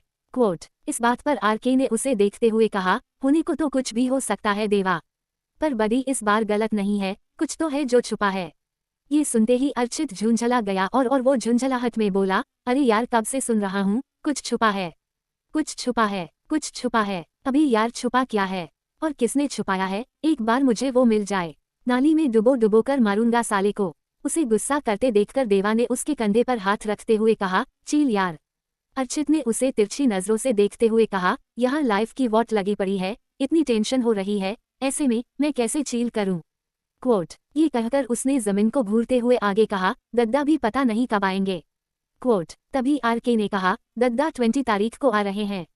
क्वोट। देवा और अर्चित दोनों ने चौंककर उसकी तरफ देखा और देवा ने पूछा, तुझे कैसे पता, क्या तेरी दद्दा से बात हुई है? आरके ने उसे देखते हुए कहा, मुझे अभी और ड्रिंक करना है। देवा ने उससे ऐसे जवाब की उम्मीद नहीं की थी। वो आरके को देखते हुए उसकी बात पर बोला, मैं यहाँ इतनी इम्पोर्टेंट बात कर रहा हूँ और तुझे ड्रिंक करने की पड़ी है।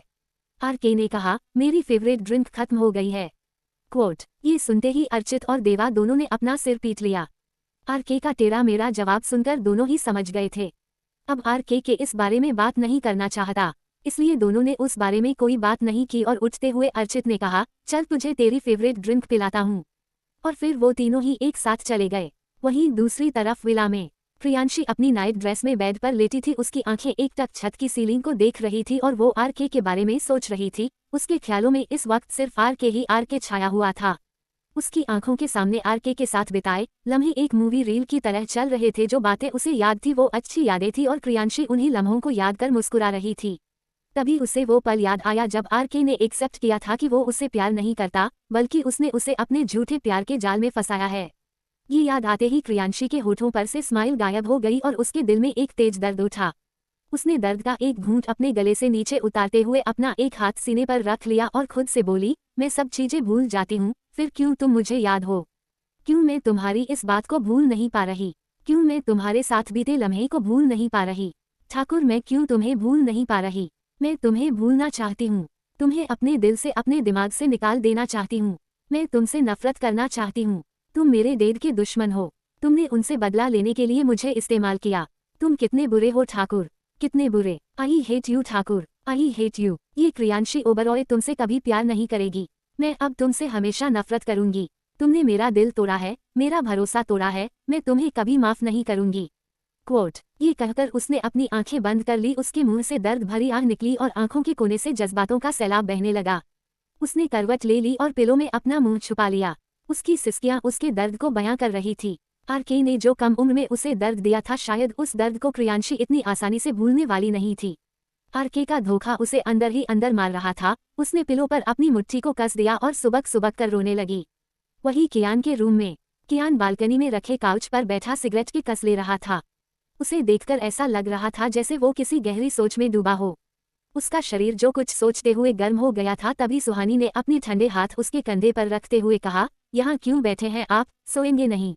उसकी आवाज सुनकर कियान अपनी सोच की दुनिया से बाहर आया और सुहानी का हाथ पकड़कर उसने सुहानी को अपने सामने किया और फिर उसे देखते हुए कहा, बैठो, मुझे तुमसे कुछ बात करनी है।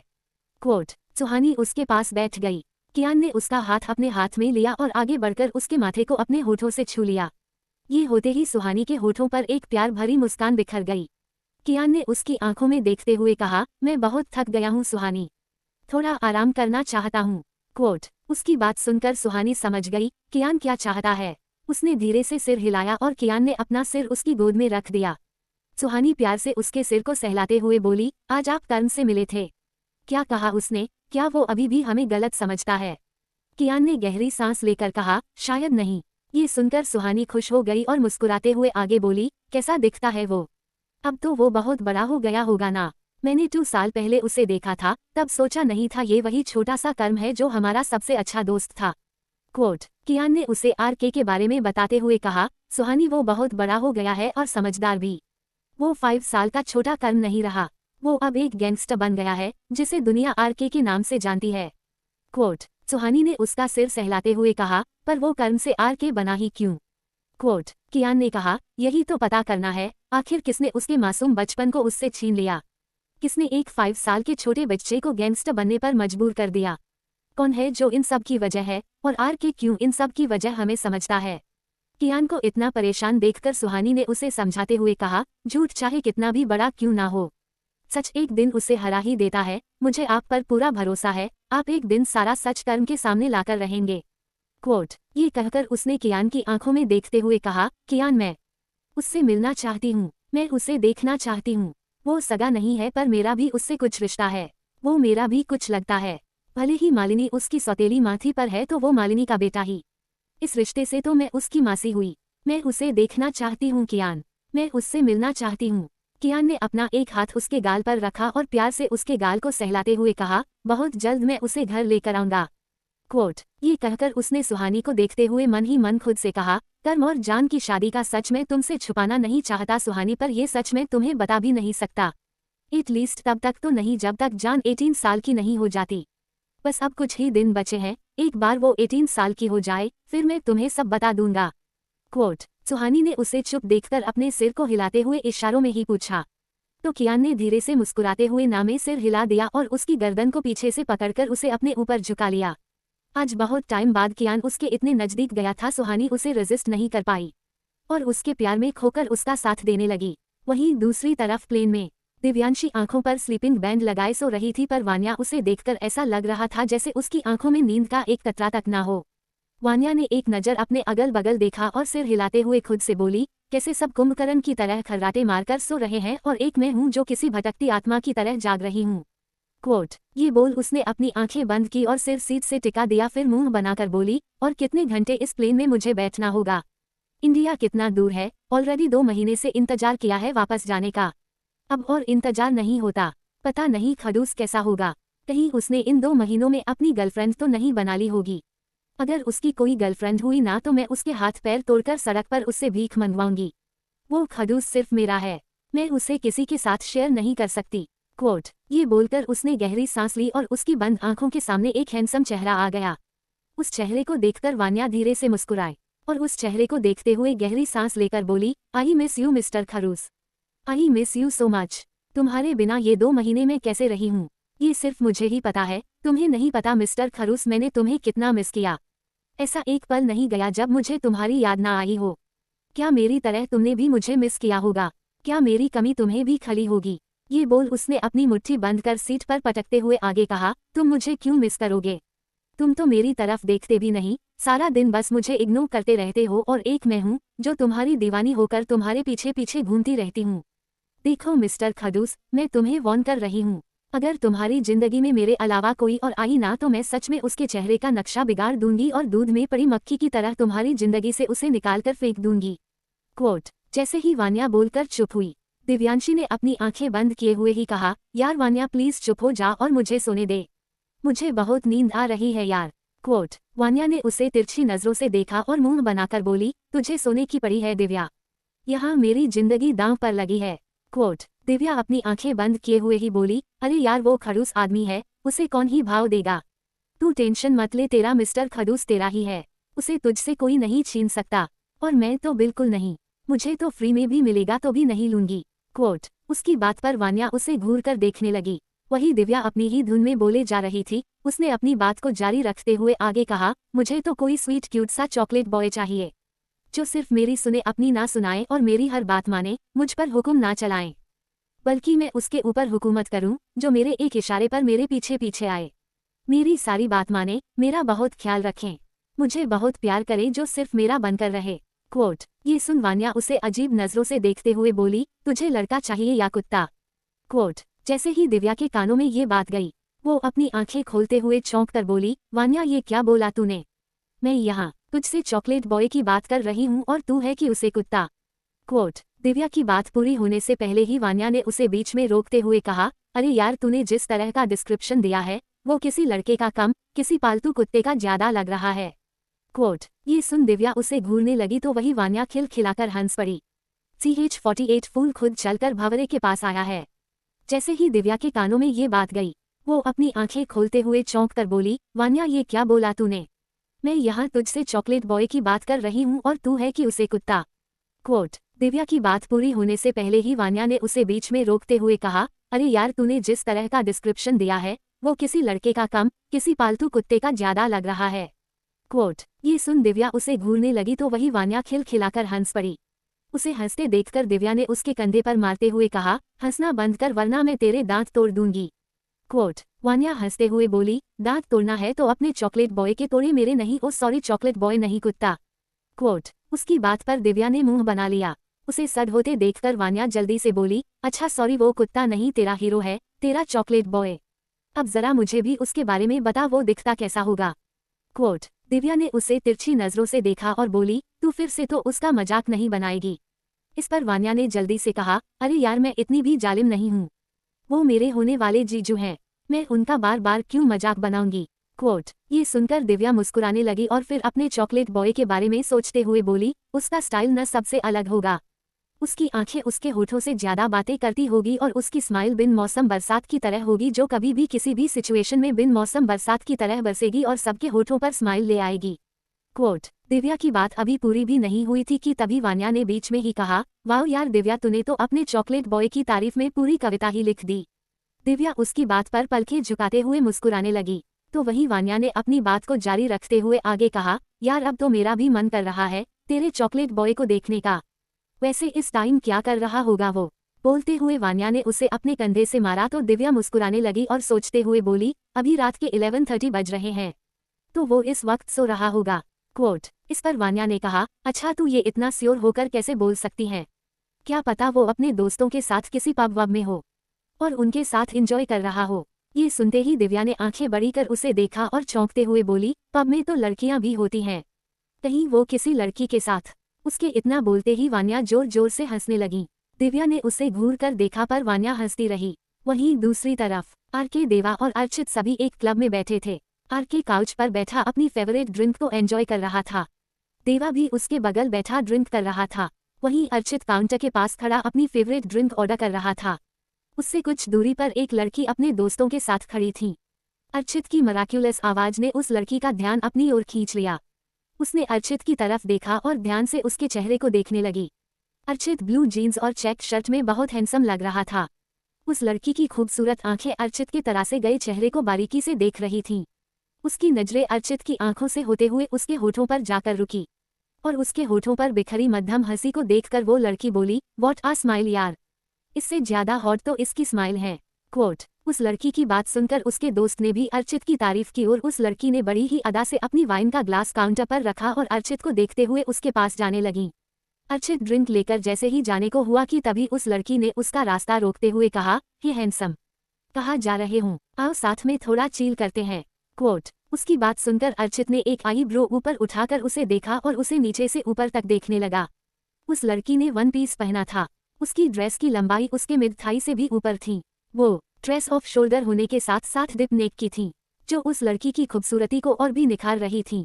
उसके कंधे तक घुंघराले बालों में वो लड़की अपनी एक उंगली घुमाते हुए शरारत के साथ बोली, ऐसे क्या देख रहे हो, आंखों से ही छू लोगे क्या, हाथ नहीं लगाओगे। क्वोट। ये सुनकर अर्चित ने अपनी दोनों आईब्रो उठा ली और उसकी आंखों में देखते हुए कहा, तुम क्या चाहती हो। अर्चित का इतना कहना उस लड़की के होठों पर स्माइल ले आया था। उसने बड़ी ही अदा से अर्चित के शर्ट की कॉलर पकड़ी और उसे अपनी करीब खींचकर उसकी आंखों देखते हुए मदहोशी भरी आवाज में बोली, मेरे साथ डांस करोगे। अर्चित ने धीरे से सिर हिलाया और अपने हाथ में पकड़े ड्रिंक के ग्लास को वापस काउंटर पर रख दिया।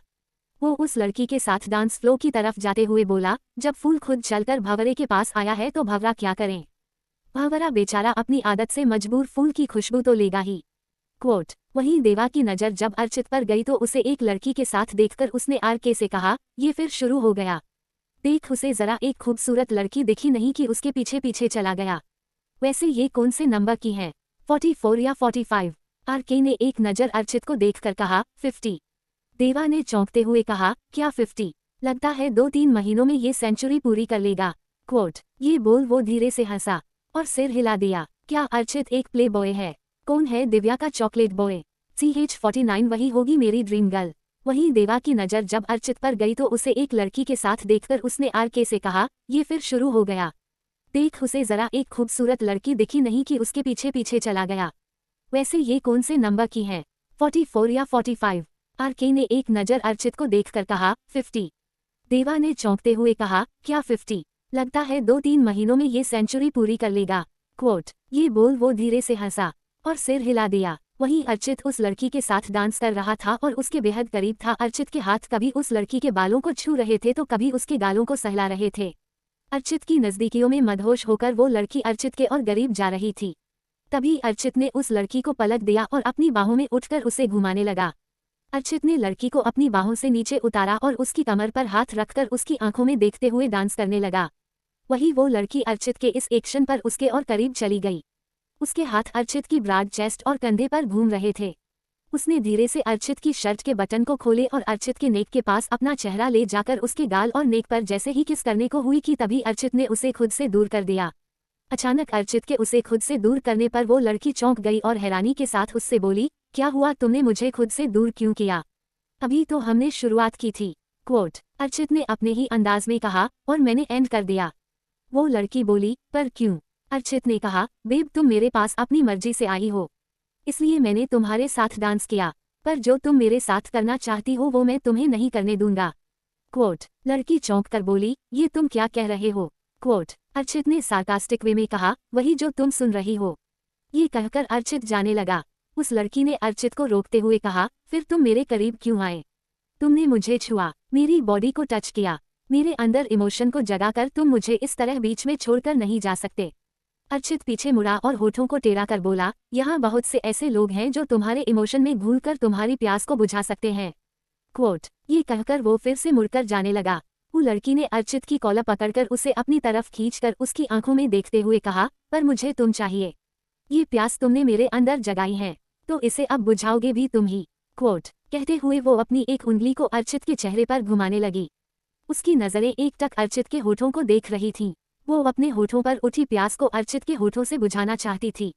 पर अर्चित ने उसके इरादों पर पानी फेरते हुए उसे खुद से दूर कर दिया और उसे देखते हुए कहा, मैंने तुम्हें टच किया क्योंकि तुम चाहती थी, पर तुम मुझे टच करो ये मैं नहीं चाहता। मैंने तुम्हारे साथ फ्लर्ट किया तुम्हारी मर्जी से, पर मुझे हासिल करने की चाहत तुम्हारी कभी पूरी नहीं होगी। अर्चित वो भंवरा जो सिर्फ फूलों की खुशबू लेना जानता है, वो बैठेगा सिर्फ उसी फूल पर जो सबसे खास और स्पेशल होगा। मिस तुम वो फूल नहीं हो जो अर्चित को पा सके। क्वोट। उसकी बातों का मतलब समझते हुए वो लड़की गुस्से से भर गई और अर्चित को घूरते हुए गुस्से में बोली, तुमने आज जो मेरी इंसल्ट की है, तुम्हें बहुत महंगी पड़ेगी। क्वोट। अर्चित ने उसकी आंखों में देखते हुए कहा, सस्ती चीजों का शौक में रखता भी नहीं। क्वोट। उसकी बातें लड़की को गुस्सा दिला गई थी और तभी उसने अर्चित को उंगली दिखाते हुए कहा, मैं समायरा अग्रवाल हूँ। तुम जानते भी हो मुझे इम्प्रेस करने के लिए लड़के मेरे पीछे लाइन लगाकर घूमते हैं, पर मैंने किसी को आज तक भाव नहीं दिया। और तुमने मेरी इंसल्ट की, इसकी कीमत तो तुम्हें चुकानी पड़ेगी। क्वोट। अर्चित ने कुछ नहीं कहा और उसकी बात पर सिर हिलाकर चला गया। वही समायरा गुस्से में अपना पैर पटककर एक हाथ से अपना सिर पकड़ते हुए दांत पीसकर बोली, मैं इसे नहीं छोड़ूंगी। इसने मेरे साथ फ्लर्ट करके बहुत बड़ी गलती की है। अपनी इंसल्ट का बदला तो मैं इससे लेकर रहूंगी। क्वोट। ये कहते हुए वो गुस्से में जोर जोर से हाफ रही थी। वहीं अर्चित आरके और देवा के पास आकर बैठ गया। उसने जैसे ही अपनी ड्रिंक का गिलास उठाया, देवा ने उससे कहा, क्या हुआ, बड़ी जल्दी वापस आ गया। इस पर अर्चित ने ड्रिंक की शिप लेकर कहा, वापस नहीं आता तो क्या करता, वो मेरी इज्जत लूटना चाहती थी। ये मेरी इज्जत है यार, कोई चोर बाजार में रखी चीज नहीं जिसे कोई भी लूट कर चला जाए। उसकी बात सुनते ही देवा की हंसी छूट गई और उसने हंसते हुए कहा, तू भी तो यही करता है। देवा की बात पर अर्चित ने उसे तिरछी नजरों से घूरते हुए कहा, मैं लड़कियों के साथ फ्लर्ट करता हूँ, वो भी उनकी मर्जी से। आज तक मैंने किसी लड़की की इज्जत के साथ नहीं खेला, न लुटा है और न ही उनकी मर्जी के बिना उन्हें छुआ। ये सुनकर देवा ने अपनी वाइन के क्लास में वाइन सर्व करते हुए कहा, तूने इतने सारी लड़कियों के साथ फ्लर्ट किया है, क्या इनमें से एक भी लड़की के लिए तेरा दिल नहीं धड़का? क्या उनमें से कोई भी तुझे पसंद नहीं आई? अर्चित ने अपनी वाइन के गिलास को देखते हुए धीरे से मुस्कुरा कर कहा, नहीं, वो सब एवरेज थी, उन सबको मैं चाहिए था और मुझे कोई स्पेशल चाहिए। जैसी लड़की मुझे चाहिए वैसी लड़की मुझे आज तक नहीं मिली, पर एक दिन जरूर मिलेगी। कहीं तो होगी, जहाँ भी होगी मेरे लिए इस शहर में जरूर आएगी। क्वोट। अर्चित की बात देवा ने ड्रिंक की शिप लेकर कहा, अच्छा चल ये तो बता वो लड़की दिखती कैसी होगी? क्वोट। देवा के पूछने पर अर्चित ने सोचते हुए कहा, उसे देखकर ऐसा लगेगा जैसे स्वर्ग से अप्सरा धरती पर उतर आई हो। उसकी हर एक अदा, हर एक बात स्पेशल होगी, जो उसे औरों से अलग और स्पेशल बनाएगी। उसकी एक नज़र मुझ पर पड़ते ही मेरा दिल धड़कने लगेगा और मेरी नज़रें उसके खूबसूरत चेहरे पर ठहर जाएगी। बस वही होगी मेरी ड्रीम गर्ल। उसकी बात सुनकर देवा ने चिप्स खाते में कहा, डिस्क्रिप्शन तो अच्छा दिया है तूने, पर क्या देवी देवताओं के पास इतना समय होगा जो वो तेरे लिए 2 महीने की छुट्टी लेकर तेरा स्पेशल ऑर्डर तैयार करेंगे? क्वोट। ये बोल वो हंसने लगा तो वही अर्चित उसे घूर कर देखने लगा। इतनी देर से चुपचाप बैठा आरके दोनों की बात सुन रहा था। उसने दोनों को देखते हुए सिर हिलाया, जैसे कह रहा हो इन दोनों का कुछ नहीं हो सकता, और फिर हाथ में पकड़े वाइन के गिलास के अंदर भारी वाइन को देखते हुए खुद से ही मन में कहा, तुझमें इतना नशा नहीं जितना कि उसकी आंखों में, उसकी आंखों के सामने तेरी कोई औकात नहीं। उसे देखकर जो मुझे नशा चढ़ता है वो तुझे पीकर भी नहीं चढ़ा। क्वोट। खुद से बात करते हुए वो तिरछा मुस्कुराया और ग्लास टेबल पर रखते हुए वो उठकर जाने लगा। उसकी बातों का इशारा क्रियांशी की तरफ था। वहीं उसे जाते देखकर देवा ने अर्चित से कहा, इसे क्या हुआ, ये कहाँ जा रहा है? क्वोट। अर्चित ने कहा, छोड़ना, जा रहा होगा कहीं। क्वोट। आरके वॉशरूम की तरफ जा रहा था कि तभी अचानक से एक लड़की उसकी बाहों में आकर गिर गई। आरके उसे लड़की को घूर कर देख रहा था। वही वो लड़की शराब के नशे में पूरी तरह धुत थी। उसने आरके के चेहरे पर अपनी उंगली रखने चाही, पर तभी आरके ने उसे खुद से दूर करते सही से खड़ा कर दिया और बिना उसकी तरफ देखे जाने लगा। वो लड़की आरके का हाथ पकड़कर उसे रोकते हुए बोली, मुझे गिरने से बचाया है तुमने, कम से कम मुझे अपना नाम तो बताते जाओ। नाम नहीं बताओगे तो मैं तुम्हें याद कैसे रखूंगी? क्वोट। आरके ने उससे अपना हाथ छुड़ाया और बिना उसकी तरफ देखे कहा, मुझे याद रखने की जरूरत नहीं, मैं एक बुरी आदत हूँ, एक बार अगर मेरी लत लग गई तो कभी छूट नहीं पाएगी। ये कहकर आरके चला गया। वो लड़की आरके को जाते हुए देखकर बोली, तुम अलग हो, औरों से बहुत अलग। मैं चाहती हूँ मुझे तुम्हारी लत लग जाए और ये लत कभी न छूटे। क्वोट। ये बोल वो लड़की लड़खड़ाते कदमों से डांस फ्लोर की तरफ चली गई। आरके जब वॉशरूम से आने के बाद अपनी टेबल पर पहुंचा तो उसे देवा और अर्चित दोनों में से कोई नहीं दिखा। उन्हें न देखकर आरके ने खुद से कहा, ये दोनों कहाँ चले गए, अभी तो यही थे। क्वोट। वो पूरे क्लब को अपनी आंखों से एक्सप्लोर करने लगा, पर उसे देवा और अर्चित दोनों में से कोई नहीं दिखा। उसे ना देखकर आरके की आईब्रो तन गई और उसने अपना फोन निकालकर देवा को कॉल किया। रिंग जा रही थी पर देवा उसकी कॉल रिसीव नहीं कर रहा था। आरके ने अर्चित को कॉल किया पर अर्चित ने भी उसकी कॉल को रिसीव नहीं किया। ये देखकर आरके को कुछ गड़बड़ लगने लगी। वो क्लब में एक सेकंड भी और नहीं रुका और तेज कदमों से बाहर चला गया। वो क्लब की पार्किंग में आया और अपनी कार की तरफ जाने लगा। तभी कुछ आवाज सुनकर वो रुक गया। उसने इधर उधर देखा तो उसे कोई नहीं दिखा। किसी को न देखकर वो वापस अपनी कार की तरफ जाने लगा। तभी अचानक से एक आदमी उसके पैरों के पास आकर गिर गया। वो आदमी दर्द में करहा रहा था। उसके हाथ पैर और सिर पर चोट लगी हुई थी। उसे देखकर आरके की भौहें सिकुड़ गई। तभी उसने सामने देखा तो उसकी भौहें तन गई। 8-10 हटे कट्टे बाउंसर देवा और अर्चित से लड़ रहे थे। 2 बाउंसर ने देवा को पकड़ा हुआ था तो वही एक बाउंसर ने अर्चित के दोनों हाथों को पीछे कर पकड़े खड़ा था और 2 बाउंसर उसे मार रहे थे और एक बाउंसर देवा को मार रहा था। ये देखकर आरके गुस्से से भर गया। वो तेजी से आगे बढ़ा और पलक झपकते ही उनके पास पहुंच गया। उसने देवा को मार रहे बाउंसर का हाथ पकड़ लिया और उसके हाथ को मोड़कर तोड़ दिया। बाकी के 2 बाउंसर जो अर्चित को मार रहे थे, अर्चित ने उन्हें वार्निंग देते हुए कहा, कहीं भी मार पर मुंह पर नहीं। तुझे पता नहीं मेरे चेहरे पर हजारों लड़कियां मरती है, अगर मुंह पर मारा तो मैं तेरे दांत तोड़ दूंगा। क्वोट। उसके बोलने के बाद भी एक बाउंसर ने उसके मुंह पर मुक्का मार दिया और उसका मुंह एक तरफ झुक गया। अर्चित के होंठ के कोने से खून बहने लगा। ये देखकर अर्चित बोला, तुझे मेरी बात समझ नहीं आई ना? साले अब मैं नहीं तुझे वो समझाएगा। क्वोट। वो बाउंसर जैसे ही उसे फिर से मारने का हुआ कि तभी आर के बीच में आ गया और उसने बाउंसर के दोनों हाथ पकड़कर मरोड़ दिया और उसके सिर पर अपने सिर से मारा तो बाउंसर के नाक और मुंह से खून निकलने लगा। ये देखकर अर्चित ने हंसते हुए कहा, बोला था ना मारना नहीं वरना भारी पड़ेगा। अब झेल बेटा इसे। क्वोट। तभी एक बाउंसर ने उस पर फिर से वार किया और अर्चित ने जल्दी से उसके वार को रोकते हुए कहा, तुम लोग ऐसे नहीं मानोगे तो चलो तुम्हें अपनी पावर दिखा ही देता हूँ। क्वोट। ये बोल अर्चित ने उसे पंच किया। वहीं आरके ने बाकी के बाउंसर को धूल चटा दी थी। CH-50 प्यार हो गया। ये देखकर अर्चित ने हंसते हुए कहा, बोला था ना मारना नहीं वरना भारी पड़ेगा। अब झेल बेटा इसे। क्वोट। तभी एक बाउंसर ने उस पर फिर से वार किया और अर्चित ने जल्दी से उसके वार को रोकते हुए कहा, तुम लोग ऐसे नहीं मानोगे तो चलो तुम्हें अपनी पावर दिखा ही देता हूँ। क्वोट। ये बोल अर्चित ने उसे पंच किया तो वो धड़ाम से नीचे जा गिर गया। वहीं आरके ने बाकी के सभी बाउंसर को धूल चटा दी थी। देवा ने भी अच्छी खासी फाइट की थी। अभी वो सभी अपनी अपनी जगह खड़े हाफ रहे थे। आरके, अर्चित और देवा तीनों जमीन पर पड़े बाउंसर को घूर रहे थे। तभी आरके ने दोनों की तरफ देख उनसे पूछा, कौन है ये लोग और किसके कहने पर इन लोगों ने तुम पर अटैक किया?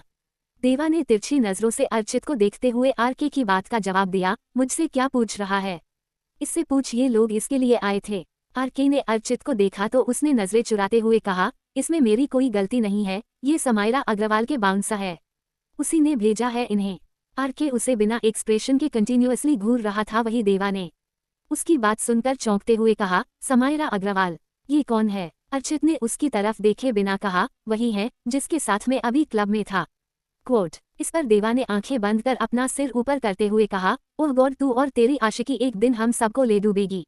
फ्लर्ट करने से पहले देख तो लेता लड़की का बैकग्राउंड कैसा है। जिस तरह के उसने बाउंसर भेजे थे तुझे मारने के लिए, ये देखकर लगता है वो काफी पावरफुल बैकग्राउंड से बिलोंग करती है। अर्चित ने उसे देखा और एटीट्यूड के साथ कहा, तो हम भी किसी से कम है क्या? उसने मुझे मारने के लिए अपने बाउंसर भेजा और हमने क्या किया? उन्हें धूल चटा दी। अब ये सभी हमारी बहादुर के किस्से समायरा अग्रवाल को जाकर सुनाएंगे। क्वोट। आरके ने दोनों की बात सुनकर कमांडिंग टोन में कहा, मैं घर जा रहा हूँ, मेरे साथ कौन आना चाहेगा? देवा ने जल्दी से कहा, मैं आ रहा हूँ, इसका पता नहीं। क्वोट। ये बोल वो जल्दी से आरके के पीछे पीछे चलने लगा। ये देखकर अर्चित ने मुंह बनाते हुए कहा, मैं कहाँ जाऊंगा? मैं भी आ रहा हूँ, मेरे लिए रुको। क्वोट। जहाँ एक तरफ ये सब हो रहा था तो वहीं दूसरी तरफ कियान अपने रूम में बेड पर लेटा था। उसकी आंखों में नींद का एक कतरा तक नहीं था। वही सुहानी उसके सीने पर सिर रखकर सो रही थी। कियान का एक हाथ उसे अपनी बाहों में भरे हुए था। उसे देखकर ऐसा लग रहा था जैसे वो किसी गहरी सोच में डूबा हो। सोचते सोचते कब उसकी आंख लग गई उसे पता ही नहीं चला। जब दोबारा उसकी आंखें खुली तो सुबह के 5 o'clock बज रहे थे। उसने अपनी बाहों में सो रही सुहानी को तिरछी नजरों से देखा और उसके चेहरे को देखकर धीरे से मुस्कुरा दिया। फिर उसके माथे को चूमकर उसे देखते हुए कहा, तुम साथ हो तो सब अच्छा है, प्रॉब्लम कितनी भी बड़ी क्यों ना हो मैं उसे सॉल्व कर दूंगा, बस मुझे तुम्हारा साथ चाहिए सुहानी। सुहानी नींद में ही कसमसाते हुए बोली, मैं आपको छोड़कर कहाँ जाऊंगी, मैं तो हमेशा से ही आपके साथ हूँ। बोलते हुए उसने अपनी आंखें खोली और मुस्कुराते हुए कियान को देखा। वो उसे ही देख रहा था तभी सुहानी करवट लेकर उसके ऊपर आ गई और उसके सीने पर अपने दोनों हाथों को फोल्ड कर उस पर अपना चेहरा रखकर उसे देखते हुए बोली, good morning mister husband. Quote. Kiaan ने उसे देखते हुए कहा, इतनी सुखी गुड मॉर्निंग मुझे नहीं चाहिए। उसकी बात पर सुहानी को हंसी आ गई और वो स्माइल करते हुए बोली, 2 बच्चे के पिता हैं आप, उसके बाद भी आपको रोमांस की पड़ी है। क्वोट। इस पर कियान ने कहा, किसने कहा कि जिसके 2 बच्चे होते हैं वो रोमांस नहीं कर सकते। कियान के सवाल पर सुहानी ने मुंह बना लिया और कहा, आपसे बातों में कोई नहीं जीत सकता।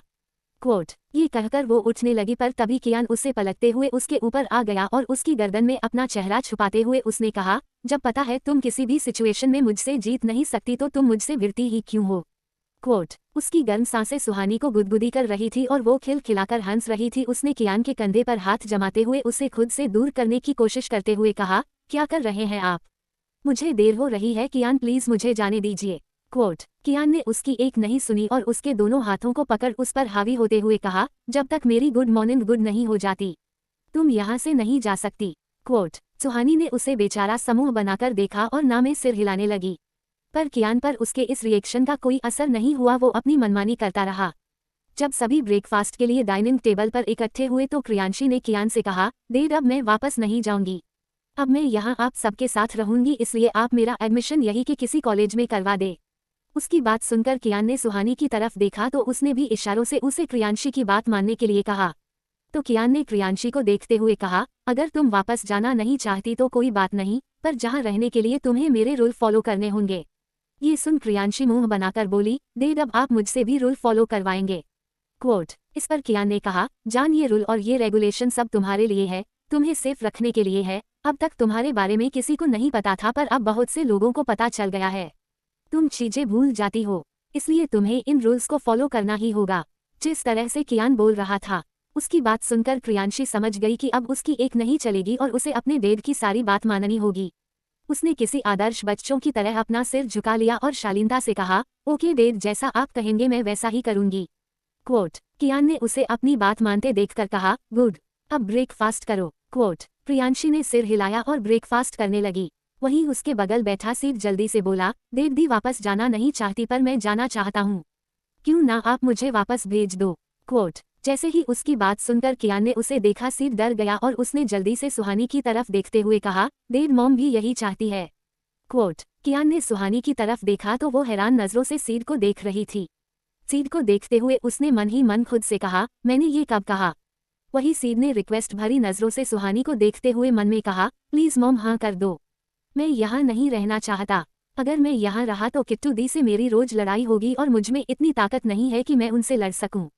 सुहानी एक माँ थी इसलिए वो सीड का चेहरा देखकर उसकी मन की बात समझ रही थी। उसने सीड से नजरें हटाकर कियान की तरफ देखा और मुंह बनाकर उससे बोली, सीड की पढ़ाई का कितना लॉस हो गया है, इसीलिए मैं सोच रही थी सीड अगर वापस चला जाता तो। उसकी बात अभी पूरी भी नहीं हुई थी कि इतने में ही कियान ने उसे बीच में रोकते हुए कहा, नो, अब कोई कहीं नहीं जाएगा, जान और तुम दोनों यहीं रहकर अपने स्टडी कंप्लीट करोगे। कियान की बात को कोई नहीं काट सकता था इसीलिए सब उसका फैसला सुनकर चुपचाप अपना ब्रेकफास्ट करने लगे। वही क्रियांशी ने तिरछी नजरों से सीड को देखते हुए सार्कास्टिक वे में कहा, छोटा हाथी तुझे क्या लगा, तू मुझसे बचकर भाग जाएगा, अब आया ना छोटा हाथी पहाड़ के नीचे। क्वोट। प्रियांशी ने ये धीरे से कहा था पर सीड उसके बगल बैठा था इसलिए उसने प्रियांशी की बात सुन ली थी। उसकी बात पर वो खुद से बोला, इस बार मैं आपसे हारूंगा नहीं किट्टू दी, इस बार तो मैं आपको हराऊंगा। अगर आप मुझे परेशान करोगी तो मैं भी आपको परेशान करूंगा।